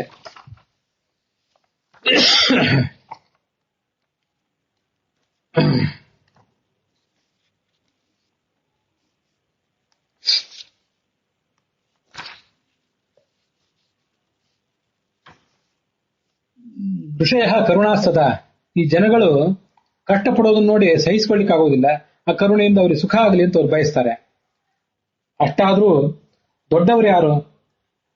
ತಥಾಪಿ ತೇಭ್ಯ ಪ್ರವರಾಹ ದೇವಾ ಏವ ಹರೇ ಪ್ರಿಯಾ. ಋಷಿಮುನಿಗಳು ಹೀಗೆ ಕರೆಯುತ್ತಾರೆ, ನಮ್ಮ ಸಂಕಷ್ಟಕ್ಕೆ ಅವರು ನಮಗೆ ಬೇಕಾದಾಗ ಸಿಗ್ತಾರೆ, ನಮಗೆ ಸ್ಪಷ್ಟವಾಗುವಂತ ಒಂದು ಅನುಗ್ರಹ ಮಾಡ್ತಾರೆ ಅಂತ ಒಂದು ಏನೋ ನಿರ್ದರ್ಶನ ಕೊಡ್ತಾರೆ ಅಂತ ಮಾತ್ರಕ್ಕೆ ಇವರನ್ನೇ ದೊಡ್ಡವರು ತಿಳ್ಕೋಬೇಡಿ. ದೇವತೆಗಳೇ ದೊಡ್ಡವರು. ಯೋಗ್ಯತೆಯ ದೃಷ್ಟಿಯಿಂದ, ಭಗವಂತನ ಭಕ್ತಿ ಜ್ಞಾನ ಇತ್ಯಾದಿಗಳ ದೃಷ್ಟಿಯಿಂದ ದೇವತೆಗಳೇ ದೊಡ್ಡವರಾಗಿರ್ತಾರೆ. ಹೀಗೆ ಒಂದು ಗ್ರಂಥದಲ್ಲಿ, ಉದ್ದಾಮ ಸಂಹಿತ ಅನ್ನೋ ಗ್ರಂಥದಲ್ಲಿ ಈ ಸ್ಪಷ್ಟನೆಯನ್ನು ಕೊಟ್ಟಿದ್ದಾರೆ. ದೊಡ್ಡವರು ಯಾರು, ಸಣ್ಣವರು ಯಾರು ಅಂತ ನಿಮಗೆ ಇದನ್ನ ಯಾರಿಗೆ ಎಚ್ಚರಿಕೆ ಕೊಟ್ಟಿದ್ದಾರೆ ಅಂದ್ರೆ, ನಮ್ಮಂತವ್ರು ಏನ್ ಮಾಡಿಬಿಡ್ತೇವೆ, ಯಾರೋ ಒಬ್ಬರನ್ನ, ನಮಗೆ ಸಮೀಪ ಇರುವಂತಹ ಒಬ್ಬರನ್ನ, ಜ್ಞಾನಿಗಳನ್ನ ಆರಾಧಿಸಿ ಅವ್ರ ಮೂಲಕ ಒಂದು ಫಲ ಪಡ್ಕೊಂಡು ಆಯ್ತು ಇವರೇ ನಮಗೆಲ್ಲವೂ ಅಂತ ಹೇಳಿ ದೇವತೆಗಳನ್ನೇ ಮರೆತು ಬಿಡ್ತೇವೆ. ಇದು ಬಹಳ ಮಹತ್ವ ಸಂಗತಿ. ನಾವು ಕೆಲವು ಸರಿ ಅಂತೇವೆ, ಅನ್ನೋದು ತಪ್ಪಲ್ಲ. ನಮಗೆ ಯಾರ ಅನುಗ್ರಹ? ನಮ್ಮ ಗುರುಗಳು ಪೇದಾರ ಸ್ವಾಮಿ ಅನುಗ್ರಹ ಅಂತಂತೇವೆ. ಕೆಲವು ಸರಿ ವಿದ್ಯಾಮಾನ ತೀರ್ಥರ ಅನುಗ್ರಹ ಅಂದ್ರೂ ಅಂದೇವು, ವಿದ್ಯಾಧೀಶರ ಅನುಗ್ರಹ ಅಂತಂತೇವೆ, ಏನೇನೋ ಹೇಳ್ತೇವೆ ಅಂತ ಎಲ್ಲರೂ ಕೂಡ ಹೇಳ್ತಾ ಹೋಗ್ತಾರೆ. ನಿಮಗೆ ಆ ಸಂದರ್ಭದಲ್ಲಿ ಭಗವಂತ ನೆನಪು ಕಡ್ಡಾಯವಾಗಿ ಬರಬೇಕು. ಬರದೇ ಇದ್ರೆ ಸದಾ ವಿಷ್ಣು ರಸ್ಮರಣಾತ್ ತ್ರೈವಿದ್ಯೋ ನಾತ್ಮ್ಯಾತ್ ಪರಂ, ಗೀತಾ ಪ್ರಸ್ಥಾನ. ನಿಮಗೆ ಆ ಯಾವಾಗಲೂ ಭಗವಂತನ ನೆನಪು ಬರದೇ ಹೋದ್ರೆ ನೀವು ತ್ರೈವಿದ್ಯರು ಅಂತ ಕರ್ಸ್ಕೋತೀರಿ. ನಿಮಗೆ ಭಗವಂತ ಬೇಗ ಒಲಿಯುವುದಿಲ್ಲ. ತ್ರೈವಿದ್ಯೋ ನಾತ್ಮ್ಯಾತ್ ಪರಂ, ಯಾಕೆಂದ್ರೆ ಸದಾ ವಿಷ್ಣು ರಸ್ಮರಣಾತ್, ಬಾಯಿಯಿಂದ ಯಾರ್ಯಾರ್ದೋ ಹೆಸರು ಹೇಳಿದೆ, ಆ ಸಂದರ್ಭದಲ್ಲಿ ನನ್ನ ನೆನಪು ಬರಲಿಲ್ಲ. ನೀನು ಅವ್ರ ಹೆಸರು ಹೇಳಲಿಕ್ಕೆ ತೊಂದರೆ ಇಲ್ಲ. ನಮ್ಮ ಶಾಸ್ತ್ರ ಹೇಗಿದೆ ಅಂತಂದ್ರೆ ಬಾಯಿಯಿಂದ ಏನ್ ಮಾತಾಡ್ತೀರಿ ಅನ್ನೋದು ಮುಖ್ಯ ಅಲ್ಲ. ಆ ಸಂದರ್ಭದಲ್ಲಿ ಭಗವಂತ ನೆನಪು ಬಂತ, ಅವ್ರೊಳಗೆ ನಿಂತು ಭಗವಂತ ಏನು ಗ್ರಹ ಮಾಡಿದ, ನಮ್ಮನ್ನು ಕಾಪಾಡಿದ, ನಮ್ಗೆ ಇಷ್ಟೆಲ್ಲ ಕೊಟ್ಟ ಅಂತ ಆ ಸಂದರ್ಭದಲ್ಲಿ ಕಡ್ಡಾಯವಾಗಿ ಭಗವಂತ ನೆನಪು ಬರಬೇಕು. ಅದು ಮಹಾಭಾರತ ತಾತ್ಪರ್ಯ ನಿರ್ಣಯ ಕೂಡ ಹೇಳಿದೆ. ಹರಿಪ್ರವಣತ ಹರಿಯೈಕ ನಿಷ್ಠತ್ವ ಅಂತ ಮಹಾಭಾರತ ತಾತ್ಪರ್ಯ ನಿರ್ಣಯದಲ್ಲಿ ಮೊದಲನೇ ಅಧ್ಯಾಯದಲ್ಲಿ ಒಂದ್ ಕಡೆ ಎಲ್ಲೋ ಹೇಳ್ತಾರೆ. ಭಗವಂತ ನಾಮಸ್ಮರಣೆ ಸದಾ ಇರಬೇಕು. ಇವ್ರು ಯಾರಿಗೂ ಹೋಗಿ ನಮಸ್ಕಾರ ಮಾಡ್ತೇವೆ, ಯಾರೋ ಒಬ್ರು ದಾಸರಿಗೆ, ಯತಿಗಳಿಗೆ, ವೃಂದಾವನಸ್ಥರಾದವರಿಗೆ ಅಥವಾ ಇನ್ನು ಇದ್ದವರಿಗೆ ಯಾರಿಗೋ ನಮಸ್ಕಾರ ಮಾಡಿದಾಗಲೂ ಕೂಡ ನಿಮ್ಮಿಂದಲೇ ನಮ್ಗೆಲ್ಲವೂ ಆಯ್ತು ಅಂತ ಹೇಳುವಾಗಲೂ ಕೂಡ ಒಳಗಿದ್ದು ಭಗವಂತ ಅವನ ಭಕ್ತರಾದ ಉಳಿದ ದೇವತೆಗಳು ನಡೆಸ್ಕೊಟ್ಟಿದ್ದಾರೆ. ಅವರು ಪರೋಕ್ಷತ್ವ ಪ್ರಿಯರಾದ್ರಿಂದ ಎದುರಿಗೆ ಬರ್ತಾ ಇಲ್ಲ ಅಷ್ಟೇ, ಇವರನ್ನು ಮಾಧ್ಯಮವಾಗಿ ಇಟ್ಕೊಂಡು ಕೊಟ್ಟಿದ್ದಾರೆ ಅಷ್ಟೇ ಅನ್ನೋ ಎಚ್ಚರ ಬೇಕು ನಮ್ಗೆ. ಏನೋ ಸ್ವಲ್ಪ ತಪ್ಪಿ ಭಗವಂತನ ನಾವು ಮರ್ತು ಬಿಟ್ರೆ ಸದಾ ವಿಷ್ಣು ರಸ್ಮರಣ ತ್ರೈವಿದ್ಯೋ ನಾಪ್ಮ್ಯಾತ್ ಪರಂ, ಮೋಕ್ಷದ ಮಾರ್ಗ ದೂರ ಆಯ್ತು. ನೀವು ಹೋಗೋದಿಲ್ಲ ಅಂತಲ್ಲ, ವಸ್ತುತಃ ಯಾರು ಸಜ್ಜನಾಗಿದ್ದಾನೆ, ಯಾರು ಸಾತ್ವಿಕ ಆಗಿದ್ದಾನೆ, ಅವನ ಅನೇಕ ಪ್ರಮಾದಗಳನ್ನು ಎಸಗಿಯೂ ಕೂಡ ಮುಂದೆ ಸನ್ಮಾರ್ಗವನ್ನು ಕಂಡೇ ಕಾಣ್ತಾನೆ. ನಾವು ಇವತ್ತೇನು ಈ ಸಾಧನೆ ಮಾರ್ಗದಲ್ಲಿ ಇದ್ದೀವಿ, ಅನೇಕ ನಂಬಿಕೆಗಳು ನಮ್ಮ ನಂಬಿಕೆಗಳು ಜೀವದ ನಂಬಿಕೆಗಳಲ್ಲ, ಇವು ನಮ್ಮ ರಕ್ತದ ನಂಬಿಕೆಗಳಷ್ಟೇ. ಆದ್ರಿಂದ ಆ ರಕ್ತದ ನಂಬಿಕೆಗಳು, ಜೀನ್ಸ್ ಮೂಲಕ ನಾವು ಬಂದಿರೋ ನಂಬಿಕೆಗಳೆಲ್ಲ ಜೀವಕ್ಕೆ ಅಂಟಿಕೊಂಡ ನಂಬಿಕೆಗಳಾಗಬೇಕು. ಹಾಗಾದಾಗ ನಾವು ಉದ್ಧಾರ ಕಾಣೋದು. ಈ ನಡುವಿನಲ್ಲಿ ನಾವು ಏನೇನೋ ಪ್ರಮಾದದಿಂದ ಯಾವುದೋ ಹೌದಾದದನ್ನ ಅಲ್ಲ ಅಂತನೂ ಅಲ್ಲವಾದನ್ನ ಹೌದು ಅಂತನೂ ಭ್ರಮಿಸುವ ಸಾಧ್ಯತೆ ಇರ್ತದೆ. ಇದನ್ನ ನೀವು ನಿಮ್ಮ ನೆಲೆಯಲ್ಲಿ ಹೇಗೆ ಹೇಗೆ ಅರ್ಥ ಮಾಡ್ಕೋತೀರೋ ಮಾಡ್ಕೊಳ್ರಿ. ಅನೇಕ ಸಂಗತಿಗಳನ್ನ, ಸತ್ಯವಾದನ ಅಸತ್ಯನ್ನ ತಿಳ್ಕೊತೀವಿ. ಅಸತ್ಯವಾದ ಸಂಗತಿಗಳನ್ನು ಸತ್ಯ ಅಂತ ತಿಳ್ಕೊಂಡಿರ್ತೀವಿ. ಇದನ್ನೆಲ್ಲ ಏನ್ ಮಾಡಬೇಕು ಅಂತ ಅನೇಕ ಬಾರಿ ಜಿಜ್ಞಾಸೆ ನಮಗೆ ಬಂದಿರ್ತದೆ. ಬಂದಿರೋದಿಲ್ಲ ಅಂತಲ್ಲ. ಮತ್ತೆ ಆ ಜ್ಞಾನಿಗಳಿಗೆ, ಅವರ ಅಂತರ್ಯಾಮಿಯಾದ ದೇವತೆಗಳಿಗೆ, ಭಗವಂತನಿಗೆ ಮೊರೆ ಹೋಗೋಣ, ಬೇರೆ ಮಾರ್ಗ ಇಲ್ಲ. ನೀವೇ ನಮ್ಗೆ ಜ್ಞಾನ ಕೊಡಬೇಕು, ಇದನ್ನೆಲ್ಲವನ್ನು ತಿಳಿಸ್ಬೇಕು ಅಂತ ಹೇಳಿ. ಹೀಗೆ ನಿಮ್ಮ ಅನುಗ್ರಹದಿಂದ ಇದೆಲ್ಲ ಆಯ್ತು ಅಂತ ಹೇಳಿದಾಗ ಒಳಗಿರುವ ಭಗವಂತನು ನಾಮಸ್ಮರಣೆ ಆಗಲೇಬೇಕು. ಆಗದೆ ಹೋದ್ರೆ ಸ್ವಲ್ಪ ವಿಳಂಬ ಆಗ್ತಾ ಹೋಗ್ತದೆ. ಒಳಗಿರುವ ಇಲ್ಲಿ ನಮಸ್ಕಾರ ಮಾಡಿದಾಗಲೂ ಕೂಡ ತದ್ ಉಪಾಧಿತ ಯಾಚೆಯ ಗರುಡ ಪುರಾಣದ ಒಂದು ಮಾತನ್ನ ಗೀತಾ ಪ್ರಸ್ಥಾನದಲ್ಲಿ ಆಚಾರ ಉಲ್ಲೇಖಿಸ್ತಾರೆ. ಇವ್ರೇನ್ ಮಾಡ್ತಾರೆ, ಸಾಧಾರಣ ಜನರಾದವರು ಜ್ಞಾನಿಗಳಿಗೆ ನಮಸ್ಕಾರ ಮಾಡ್ತಾರೆ. ಆ ಶ್ಲೋಕ ನಂಗೆ ಈಗ ನೆನಪಿಗೆ ಬರ್ತಿಲ್ಲ, ತುಂಬಾ ಉತ್ತಮವಾದ ಶ್ಲೋಕ, 7 ಅಥವಾ 8ನೇ ಅಧ್ಯಾಯದಲ್ಲಿ ಎಲ್ಲೋ ಇದೆ. ಮತ್ಸಂಪತ್ಯಾತು ಗುರುವಾದೀನ್ ಭಜಂತೆ ಮಧ್ಯಮಾ ಜನಾಹ ಮದುಪಾದಿತೈವ ಭಜಂತೆ ಉತ್ತಮಾ ಜನಾಹ ಅಂತ ಶ್ಲೋಕ ಈಗ ನೆನಪಿಗೆ ಬಂತು. ನಾವೆಲ್ಲ ಜ್ಞಾನಿಗಳಿಗೆ ನಮಸ್ಕಾರ ಮಾಡ್ತೀವಿ. ಯಾಕೆ ನಮಸ್ಕಾರ ಮಾಡ್ತೀವಿ ಅಂದ್ರೆ, ದೊಡ್ಡ ಜ್ಞಾನಿಗಳು, ಜ್ಞಾನೋಪದೇಶ ಮಾಡಿದವರು, ಭಗವಂತನ ಪೂಜಾ ಮಾಡುವವರು, ಮತ್ ಸಂಪತ್ತಿ, ಭಗವಂತನ ಕುರಿತಾದ ಜ್ಞಾನ ಭಕ್ತಿ ವಿರಾಗ್ಯಗಳ ಸಂಪತ್ತಿ ಇವರಿಗಿದೆ ಅಂತ ಅವರನ್ನು ಧ್ಯಾನ ಮಾಡ್ತೇವೆ ನಾವು. ಒಬ್ಬ ಯತಿಗಳಿಗೆ, ಒಬ್ಬ ದಾಸರಿಗೆ ನಮಸ್ಕಾರ ಮಾಡುವಾಗ ನಮ್ಮ ನಮಸ್ಕಾರ ಇವ್ರಿಗೆ ಸಲ್ತದೆ, ಇವರಿಗೂ ಸಲ್ಲಬೇಕು, ಒಳಗಿನ ಭಗವಂತನಿಗೂ ಸಲ್ಲಬೇಕು ಅನ್ನೋ ಎಚ್ಚರ ನಮ್ಗೆ ಕೆಲವು ಸರಿ ಇರೋದಿಲ್ಲ. ಇವರಿಗೆ ನಮ್ಮ ನಮಸ್ಕಾರ ಹೋಗ್ತಿರ್ತದೆ. ಯಾಕೆ ಇವ್ರಿಗೆ ಹೋಗ್ತದೆ ಅಂತಂದ್ರೆ, ಇವರು ಭಗವಂತನ ಭಕ್ತರಾದ್ರಿಂದ. ಇದು ಮಧ್ಯಮ ಜನರ ರೀತಿ. ಉತ್ತಮ ಜನರ ನೀತಿ ಹೇಗಿರ್ತದೆ ಅಂತಂದ್ರೆ, ಅವರು ಆ ದೊಡ್ಡವರ ಕಾಲಿಗೆ ಬಿದ್ದರೂ ಕೂಡ ಉಪಾಧಿತ ಯಾಚೆಯವ ಒಳಗೆ ಬೀರುವ ಭಗವಂತನಿಗೆ ಅವ್ರು ನಮಸ್ಕಾರ ಮಾಡಿರ್ತಾರೆ. ಭಗವಂತನಿಗೆ ಮಾಧ್ಯಮ ಆದಂದ್ರೆ ಇವ್ರಿಗೆ ಕಾಲಿಗೆ ಬೀಳ್ತಾರೆ ಅಷ್ಟೇ. ನಮಸ್ಕಾರ ಮಾಡುವಾಗ ಇವರಿಗೆ ನಮಸ್ಕಾರ ಮಾಡಿದಂತೆ ಕಾಣಿಸ್ತದೆ, ಒಳಗಿರುವ ಭಗವಂತನಿಗೆ ನಮಸ್ಕಾರ ಮಾಡಿರ್ತಾರೆ. ಆ ಭಗವಂತನಿಗೆ ಇವರು ಕೇವಲ ಪ್ರತೀಕರು ಅಂತ ನಮಸ್ಕಾರ ಮಾಡಿರ್ತಾರೆ. ಇದು ಉತ್ತಮ ಜನರ ರೀತಿ. ನಾವೇ ಏನ್ ಮಾಡ್ತೀವಿ ಅಂದ್ರೆ ಇವ್ರಿಗೆ ನಮಸ್ಕಾರ ಮಾಡ್ತೀವಿ ನೇರವಾಗಿ. ಇವ್ರಿಗೆ ಮಾಡಬಾರ್ದು ನಾನು ಹೇಳಲಿಲ್ಲ, ಒಳಗಿರುವ ಭಗವಂತನಿಗೆ ಇವರು ಪ್ರತೀಕರು ಅಂತ ತಿಳ್ಕೊಂಡು ನಾವು ಉತ್ತಮರಾಗಬೇಕು ಅಂತ ಅನ್ನೋ ಧ್ವನಿ ಇದೆ ಅಲ್ಲಿ. ಇದು ಗೀತಾ ಪ್ರಸ್ಥಾನದ ಮಾತು. ಈ ಶ್ಲೋಕ ಏನ್ ಹೇಳಿದೆ ಅಂತಂದ್ರೆ, ದೇವತೆಗಳೇ ದೊಡ್ಡವರು, ಅವರೇ ಹರಿಪ್ರಿಯರು ಅಂತ ಹೇಳೋ ಮಾತೇನಿದೆ. ನೀವು ಯಾರನ್ನು, ದಾಸರನ್ನು, ಯತಿಗಳನ್ನು ಧ್ಯಾನ ಮಾಡಿ ಅಲ್ಲೇ ಉಳಿಬೇಡಿ. ನಿಮಗವ್ರಿಗೆ ಬೇಕಾದದ್ದು ಒಂದು ಫಲ ಕೊಟ್ಟಿರಬಹುದು, ನಿಮಗೊಂದೇನೋ ನಿದರ್ಶನ ಕೊಡಬಹುದು, ನಿಮ್ಮ ಮನಸ್ಸಿನ ಆತಂಕವನ್ನು ತತ್ಕಾಲದಲ್ಲಿ ಅವ್ರು ಕಳೆಯಬಹುದು. ಅಂತ ಮಾತ್ರಕ್ಕೆ ಶಾಸ್ತ್ರಕ್ಕೆ ಅಪಚಾರ ಬಗೆಬೇಡಿ. ಶಾಸ್ತ್ರದ ರಹಸ್ಯ ಏನಿದೆ ಅಂತ ತಿಳ್ಕೊಳ್ಳಿ. ದೇವರು ದೊಡ್ಡವನು ಅನ್ನುವ ಎಚ್ಚರವೇ ಅವಾಗಲೂ ಇರಬೇಕು. ಇಲ್ಲದೆ ಹೋದ್ರೆ ಮನುಷ್ಯ ತತ್ವಜ್ಞಾನದಿಂದ ದೂರ ಆಗ್ತಾನೆ ಅಂತ. ಅದಕ್ಕಾಗಿ ಇಷ್ಟನ್ನು ಭಾಗವತ ತಾತ್ಪರ್ಯದಲ್ಲಿ ಹೇಳಿದ್ದಾರೆ.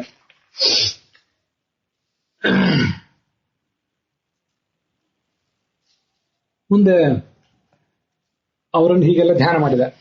ನೀವು ನನಗೆ ಭಗವಂತನ ತತ್ವವನ್ನು ಉಪದೇಶ ಮಾಡಬೇಕು. ಬ್ರಹ್ಮನ್ ತಥಾಪಿ ಪೃಚ್ಛಾಮಹ ಧರ್ಮಾನ್ ಭಾಗವತಾಂಸ್ತವ, ಭಾಗವತ ಧರ್ಮಗಳನ್ನು ನೀವು ನಮಗೆ ಉಪದೇಶ ಮಾಡಬೇಕು.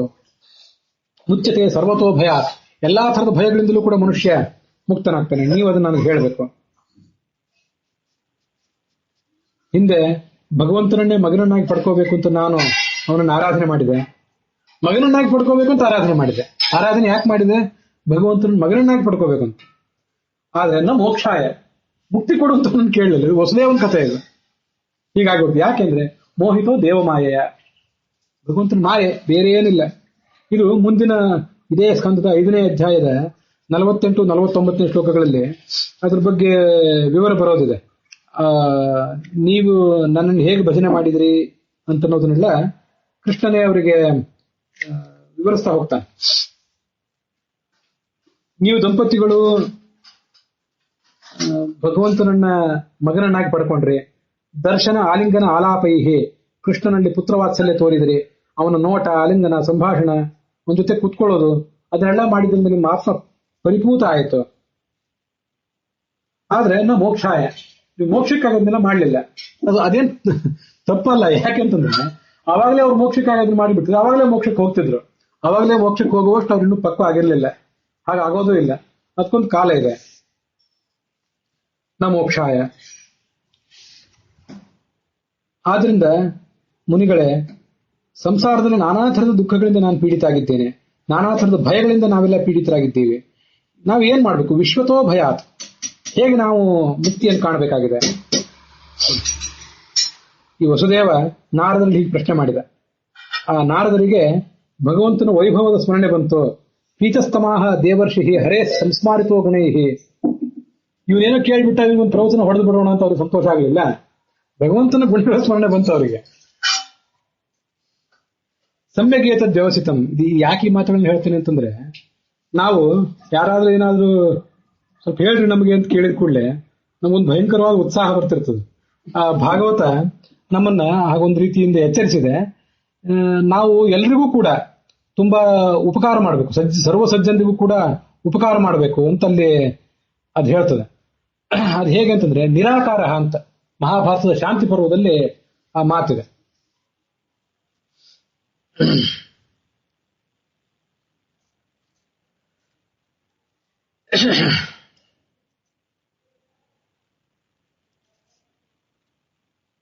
ಆರ್ಯತಾನಾಮ ಭೂತಾನಾಂ ಯಃ ಕರೋತಿ ಪ್ರಯತ್ನತಃ ಶುಭಂ ಕರ್ಮ ನಿರಾಕಾರಃ ವೀತರಾಗಸ್ತಥೈವ ವೀತರಾಗತ್ವಮೇವ ಚ. ಆರ್ಯ ಅಂದ್ರೆ ಏನು? ಸರ್ವಭೂತಾನಾಂ, ಪ್ರತಿಯೊಂದು ಪ್ರಾಣಿಗೂ ಕೂಡ ಶುಭವನ್ನು ಮಾಡ್ಲಿಕ್ಕೆ ಪ್ರಯತ್ನ ಪಡಬೇಕು. ಅದು ಹೇಗೆ ಮಾಡ್ಬೇಕು ಅಂದ್ರೆ ನಿರಾಕಾರ. ನಮ್ಮ ಪಾಂಡಿತ್ಯ, ನಮ್ಮ ಹೆಗ್ಗಳಿಕೆ, ನಮ್ಮ ಪ್ರತಿಷ್ಠೆ ಇತ್ಯಾದಿಗಳನ್ನು ತೋರಿಸ್ಕೊಳ್ಳೋ ಒಂದು ಅವಕಾಶ ಅಂತ ಅದನ್ನು ತಿಳ್ಕೋಬಾರದು. ಇನ್ನೊಬ್ಬರಿಗೆ ಉಪಕಾರ ಮಾಡೋ ಪ್ರಸಂಗ ಬಂದಾಗ, ಇನ್ನೊಬ್ಬರಿಗೆ ಏನಾದರೂ ಹೇಳೋ ಪ್ರಸಂಗ ಬಂದಾಗ ನಮ್ಮ ದೊಡ್ಡಸ್ತಿಕೆ, ನಮ್ಮ ತನದ ಪ್ರದರ್ಶನ, ಈ ಲಾಲಸೆಯನ್ನು ಬದಿಗಿಟ್ಟು ಅವ್ರಿಗೆ ಉಪಕಾರ ಮಾಡಬೇಕು, ಭಗವಂತನ ಪೂಜೆ ಇದರಿಂದ ಆಗಬೇಕು ಅಂತ ಅಷ್ಟೇ ಇರಬೇಕು. ಅದಕ್ಕಾಗಿ ನಾವು ನಿರಾಕಾರರಾಗಿರ್ಬೇಕು ಅಂತ ಮಹಾಭಾರತ ಎಚ್ಚರಿಸಿದೆ. ಆ ದೃಷ್ಟಿಯಿಂದ ನಾರದ ನಿರಾಕಾರನಾಗಿದ್ದ. ಯಾಕೆಂದ್ರೆ ಭಗವಂತನ ನಾಮ ಗುಣಗಳ ನೆನಪು ಬಂತು ಅವನಿಗೆ. ನೆನಪು ಬಂದು ಈ ಮುಂದಿನಂತೆ ಹೇಳಿದರು. ನೀನೀಗ ಪ್ರಶ್ನೆ ಮಾಡಿದ್ದು ಒಳ್ಳೇದಾಯ್ತಪ್ಪ. ಧರ್ಮಗಳ ಬಗ್ಗೆ ನಾನು ಉಪದೇಶ ಮಾಡ್ತೇನೆ. ಇಡೀ ಜಗತ್ತಿನ ಒಂದು ಕಲ್ಯಾಣಕ್ಕೆ ಕಾರಣವಾದ ಧರ್ಮಗಳಿವು. ಇಡೀ ಪ್ರಪಂಚವನ್ನು ದ್ವೇಷ ಮಾಡಿದವನು ಕೂಡ ಶ್ರುತೋನು ಪಠಿತೋಧ್ಯಾತಃ ಆದೃತೋವ ಅನುಮೋದಿತಃ ಸದ್ಯ ಪುನಾತಿ ಸದ್ಧರ್ಮ ದೈವ ವಿಶ್ವದ್ರೋಹೋಪಿ ಚ. ಒಬ್ಬ ಸಜ್ಜನ, ಅಂತರಂಗದಲ್ಲಿ ಸಜ್ಜನ, ಆದರೆ ಪ್ರಾರಬ್ಧ ಕರ್ಮಕ್ಕೆ ಅನುಸಾರವಾಗಿ ದೇವತೆಗಳನ್ನ, ಗುರುಗಳನ್ನ, ಸಮಸ್ತ ಪ್ರಪಂಚವನ್ನು ದ್ವೇಷ ಮಾಡಿದ್ದಾನೆ. ಅಂಥ ನೀಚ ಅವನು. ಅಂಥವನಿಗೂ ಕೂಡ ಈ ಧರ್ಮದ ಶ್ರವಣ, ಪಠನ, ಧ್ಯಾನ ಇದನ್ನೆಲ್ಲ ಮಾಡಿಬಿಟ್ರೆ ಎಲ್ಲಾ ಪಾಪಗಳನ್ನು ಪರಿಹಾರ ಕಾಣ್ಕೊಳ್ಳಿಕ್ಕೆ ಸಾಧ್ಯ ಇದೆ. ಆದ್ರಿಂದಲೇ ನಿನ್ನ ಈ ಮಾತನ್ನು ಕೇಳಿದಾಗ ನನಗೆ ನಾರಾಯಣನ ಸ್ಮರಣೆ ಆಯಿತು. ಸ್ಮಾರಿತೋ ಭಗವಾನದ್ಯ ದೇವೋ ನಾರಾಯಣೋ ಮಮ. ಹಿಂದೆ ನೀನು ಕೇಳಿದಂಥ ಒಂದು ಪ್ರಶ್ನೆಯನ್ನೇ ನಿಮಿರಾಜನಿಗೆ ಪ್ರಶ್ನೆಗೆ ಉತ್ತರ ರೂಪವಾಗಿ ನಿಮಿರಾಜನಿಗೆ 9 ಜನ ಋಷಭ ಪುತ್ರರು ಸಂವಾದ ರೂಪದಲ್ಲಿ ತತ್ವವನ್ನು ಉಪದೇಶ ಮಾಡಿದ್ರು. ಅದನ್ನೇ ನಾನು ನಿನಗೀಗ ಹೇಳ್ತೇನೆ, ಕೇಳು. ಸ್ವಯಂಭೂಮನು ಅಂತ ದೊಡ್ಡ ಚಕ್ರವರ್ತಿ, ಅವನ ಮಗ ಪ್ರಿಯವ್ರತ ರಾಜ, ಅವನ ಮಗ ಅಗ್ನಿಧ್ರ, ಅವನ ಮುಂದೆ ನಾಭಿಯ ಮಗನೇ ಋಷಭ. ಯಾರವನು ಅಂತಂದ್ರೆ ವಾಸುದೇವಾಂಶಂ ಮೋಕ್ಷ ಧರ್ಮ ವಿವಕ್ಷಯ. ಅವನು ಜಗತ್ತಿಗೆ ತತ್ವೋಪದೇಶವನ್ನು ಮಾಡ್ಲಿಕ್ಕಾಗಿ ಬಂದಂಥ ವಾಸುದೇವನೇ ಈ ಋಷಭದೇವ.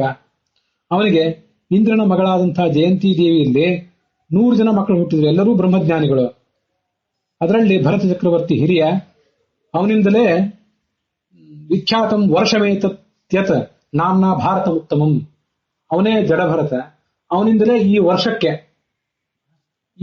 ಈ ಭಾರತ ದೇಶಕ್ಕಲ್ಲ, ನಮ್ಮ ಇಂಡಿಯನ್ ಸಬ್ ಕಾಂಟಿನೆಂಟ್ ಇದಕ್ಕಲ್ಲ, ಇಡೀ ವರ್ಷ ನಮಗೆ ಈ ಗಮ್ಯವಾದ ಯಾವ ಭೂಭಾಗ ಇದೆ, ನಾವೆಲ್ಲೆಲ್ಲಿ ಹೋಗಬಹುದು ಅಂದ್ರೆ ಹೋಗ್ಲಿಕ್ಕೆ ಆಗೋದಿಲ್ಲ. ಈಗ ಮಡಿ ಮೇಲಿಗೆ ಇತ್ಯಾದಿ ಕಾರಣಗಳಿಂದಾಗಿ ಧರ್ಮಾಚರಣೆಗೆ ಅನುಕೂಲವಾದ ವಾತಾವರಣ ಅಲ್ಲಿಲ್ಲ. ಅದರಿಂದ ಅಲ್ಲಿ ಹೋಗ್ಲಿಕ್ಕೆ ಆಗೋದಿಲ್ಲ. ಈಗ ನಮಗೆ ಹೋಗುವುದು ಸಾಧ್ಯ ಅಲ್ಲ, ಹೋಗುವುದು ಧರ್ಮಕ್ಕೆ ಉಚಿತ ಅಲ್ಲ.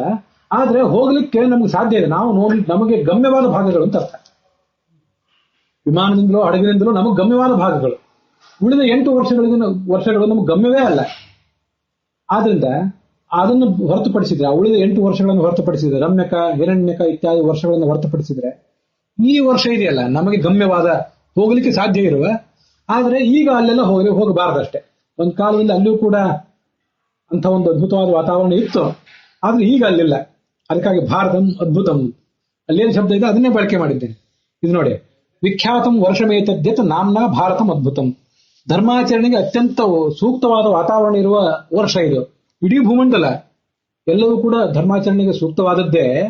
ಆದ್ರೆ ಕಾಲ ಮುಂದೆ ಹೋದಂತೆ ಧರ್ಮಾಚರಣೆಗೆ ಅನುಕೂಲಕರವಾದ ವಾತಾವರಣ ನಮ್ಮ ಈ ಭೂಮಂಡಲದ, ಈ ಗ್ಲೋಬಿನ ಕೆಲವು ಭಾಗಗಳಲ್ಲೇ ಆ ವಾತಾವರಣ ಕಡಿಮೆ ಆಗ್ತಾ ಬಂತು, ಕಣ್ಮರೆ ಆಗ್ತಾ ಬಂತು.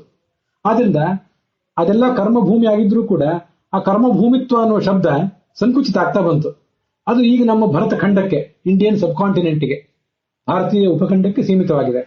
ಯಾವುದು ಹಿಮಾಲಯ ಈ ಕಡೆ 3 ಸಮುದ್ರಗಳ ನಡುವೆ ಇದೆಯೋ ಈ ಭೂಭಾಗಕ್ಕೆ ಸೀಮಿತವಾಗಿದೆ.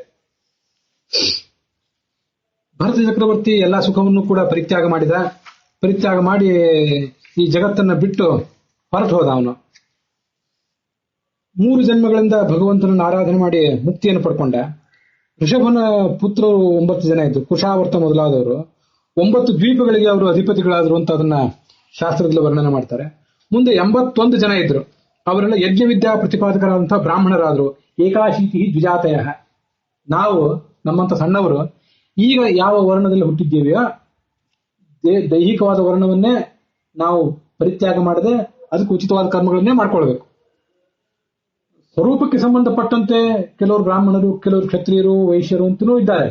ಸ್ವರೂಪಕ್ಕೆ ಸಂಬಂಧಪಟ್ಟಂತೆ ಸ್ವಾಭಾವಿಕೋ ಬ್ರಾಹ್ಮಣಾದಿ ಜಮಾಧ್ಯೈರೇವ ಭಿದ್ಯತೆ ಅಂತ ಹೇಳಿದಂತೆ. ಆದ್ರೆ ಆ ಸ್ವರೂಪಗತ ವರ್ಣವನ್ನ ಅವಲಂಬಿಸುವ ಅಧಿಕಾರ, ಆ ಪಕ್ವತೆ ನಮ್ಗಿರೋದಿಲ್ಲ. ಈಗ ನಾವು ದೈಹಿಕವಾದ ವರ್ಣವನ್ನೇ ಅವಲಂಬಿಸಿ ಮುಂದುವರಿಬೇಕಾದವರು. ಆದ್ರೆ ಇವರು ಸಾಧನೆಯಲ್ಲಿ ಬಹಳ ಮುಂದುವರೆದಂತಹ ಚೇತನಗಳು ಇವರೆಲ್ಲ. ಕ್ಷತ್ರಿಯರಾಗಿ ಹುಟ್ಟಿದ್ರು ಕೂಡ ಸ್ವರೂಪತಃ ಅವರು ಆಗಿದ್ದರಾದ್ದರಿಂದ ಅದಕ್ಕೆ ತಕ್ಕಂತೆ ಅವರು ಆ ಬ್ರಾಹ್ಮಣ ಕರ್ತವ್ಯಗಳನ್ನೇ ಅವಲಂಬಿಸಿ ಮುಂದೆ ಹೋಗಿಬಿಟ್ರು. ಕೆಲವರು ಹಿರಿಯ ವಿದ್ವಾಂಸರ ಜೊತೆ ಚರ್ಚೆ ಮಾಡಿ, ಹೌದು ಅವರು ಸ್ವರೂಪತಃ ಸ್ವಾಭಾವಿಕವಾಗಿ ಬ್ರಾಹ್ಮಣರಾದವರು, ಅದರಿಂದ ಕ್ಷತ್ರಿಯತ್ವವನ್ನು ಪರಿತ್ಯಜಿಸಿ ಬ್ರಾಹ್ಮಣರಾದರು ಅವರು. ಈ ಆಲೋಚನೆ ಸರಿ ಇದೆ ಅಂತ ಕೆಲವು ಹಿರಿಯ ವಿದ್ವಾಂಸರು ಹೇಳಿದ ಮೇಲೆ ಇದನ್ನ ತಮ್ಮೆದುರಿಗೆ ಹೇಳ್ತಿದ್ದೇನೆ. ಇಲ್ಲಿ ಈ 9 ಜನ ಮತ್ತಿದ್ರು, ಇಲ್ಲಿಗೆ 91 ಆಗಿತ್ತು. ಇನ್ನು 9 ಜನ ಇದ್ರು, ಅವರು ಮಹಾಭಾಗ್ಯಶಾಲಿಗಳಂತ ಮುನಿಗಳಾಗಿಬಿಟ್ರು. ವೇದಾಂತ ಶಾಸ್ತ್ರ ವಿಶಾರದರಾಗಿಬಿಟ್ರು, ಪರಮಹಂಸರವರೆಲ್ಲ. ಮುನಯ ಊರ್ಧ್ವಪಂಥಿನಃ ಶ್ರಮಣಾಹ ವಾತರಶನಾಹ, ಅವರು ದಿಗಂಬರರಾಗಿದ್ರು. ಅವರ ಹೆಸರುಗಳೇನು? ಕವಿ, ಹರಿ, ಅಂತರಿಕ್ಷ, ಪ್ರಬುದ್ಧ, ಪಿಪ್ಪಲಾಯನ, ಆವಿರ್ಹೋತ್ರ, ದ್ರುಮಲ, ಚಮಸ ಮತ್ತೆ ಕರಭಾಜನ ಅಂತ ಹೇಳಿ. ಅವರು ಜಗತ್ತಿನಲ್ಲಿ ಎಲ್ಲಾ ಕಡೆ ಸಂಚಾರ ಮಾಡ್ತಾ ಇದ್ರು. ಅವರ ಮಹತ್ವ ಏನಿದೆ? ಅವರು ಭಗವಂತನನ್ನ ಮತ್ತು ಈ ಜಗತ್ತನ್ನ ಯಾವ ರೀತಿ ಕಾಣ್ತಾ ಇದ್ರು ಅಂತ ಅನ್ನೋದನ್ನ ನಾಳೆ ದಿವಸ ಶ್ರವಣ ಮಾಡೋಣ. ಅವರು ಆ ಜಗತ್ತನ್ನ ಅನ್ವಯ ವ್ಯತಿರೇಕೇಣ ಕಾಣುವುದೇನಿದೆಯಲ್ಲ, ಅದು ನಮಗೊಂದು ಪಾಠ. ನಾವು ಕೂಡ ಹಾಗೆ ಕಾಣಬೇಕು ಅಂತ ಭಾಗವತದ 4ನೇ ಸ್ಕಂದ, ಪ್ರಾಯ 4ನೇ ಸ್ಕಂದ ಅದನ್ನು ವರ್ಣಿಸಿದೆ. ಅದನ್ನ ನಾಳೆ ದಿವಸ ನೋಡೋಣ. ಇಲ್ಲಿಗೆ ಇವತ್ತಿನ ಈ ಭಾಗ, ಏಕಾದಶ ಸ್ಕಂದದ 2ನೇ ಅಧ್ಯಾಯದ 22ನೇ ಶ್ಲೋಕ ಇಲ್ಲಿಗೆ ಸಮಾಪ್ತವಾಗಿದೆ. ಈ ಭಾಗವು ಕೂಡ ಮುಕ್ತಾಯ ಕಂಡಿದೆ.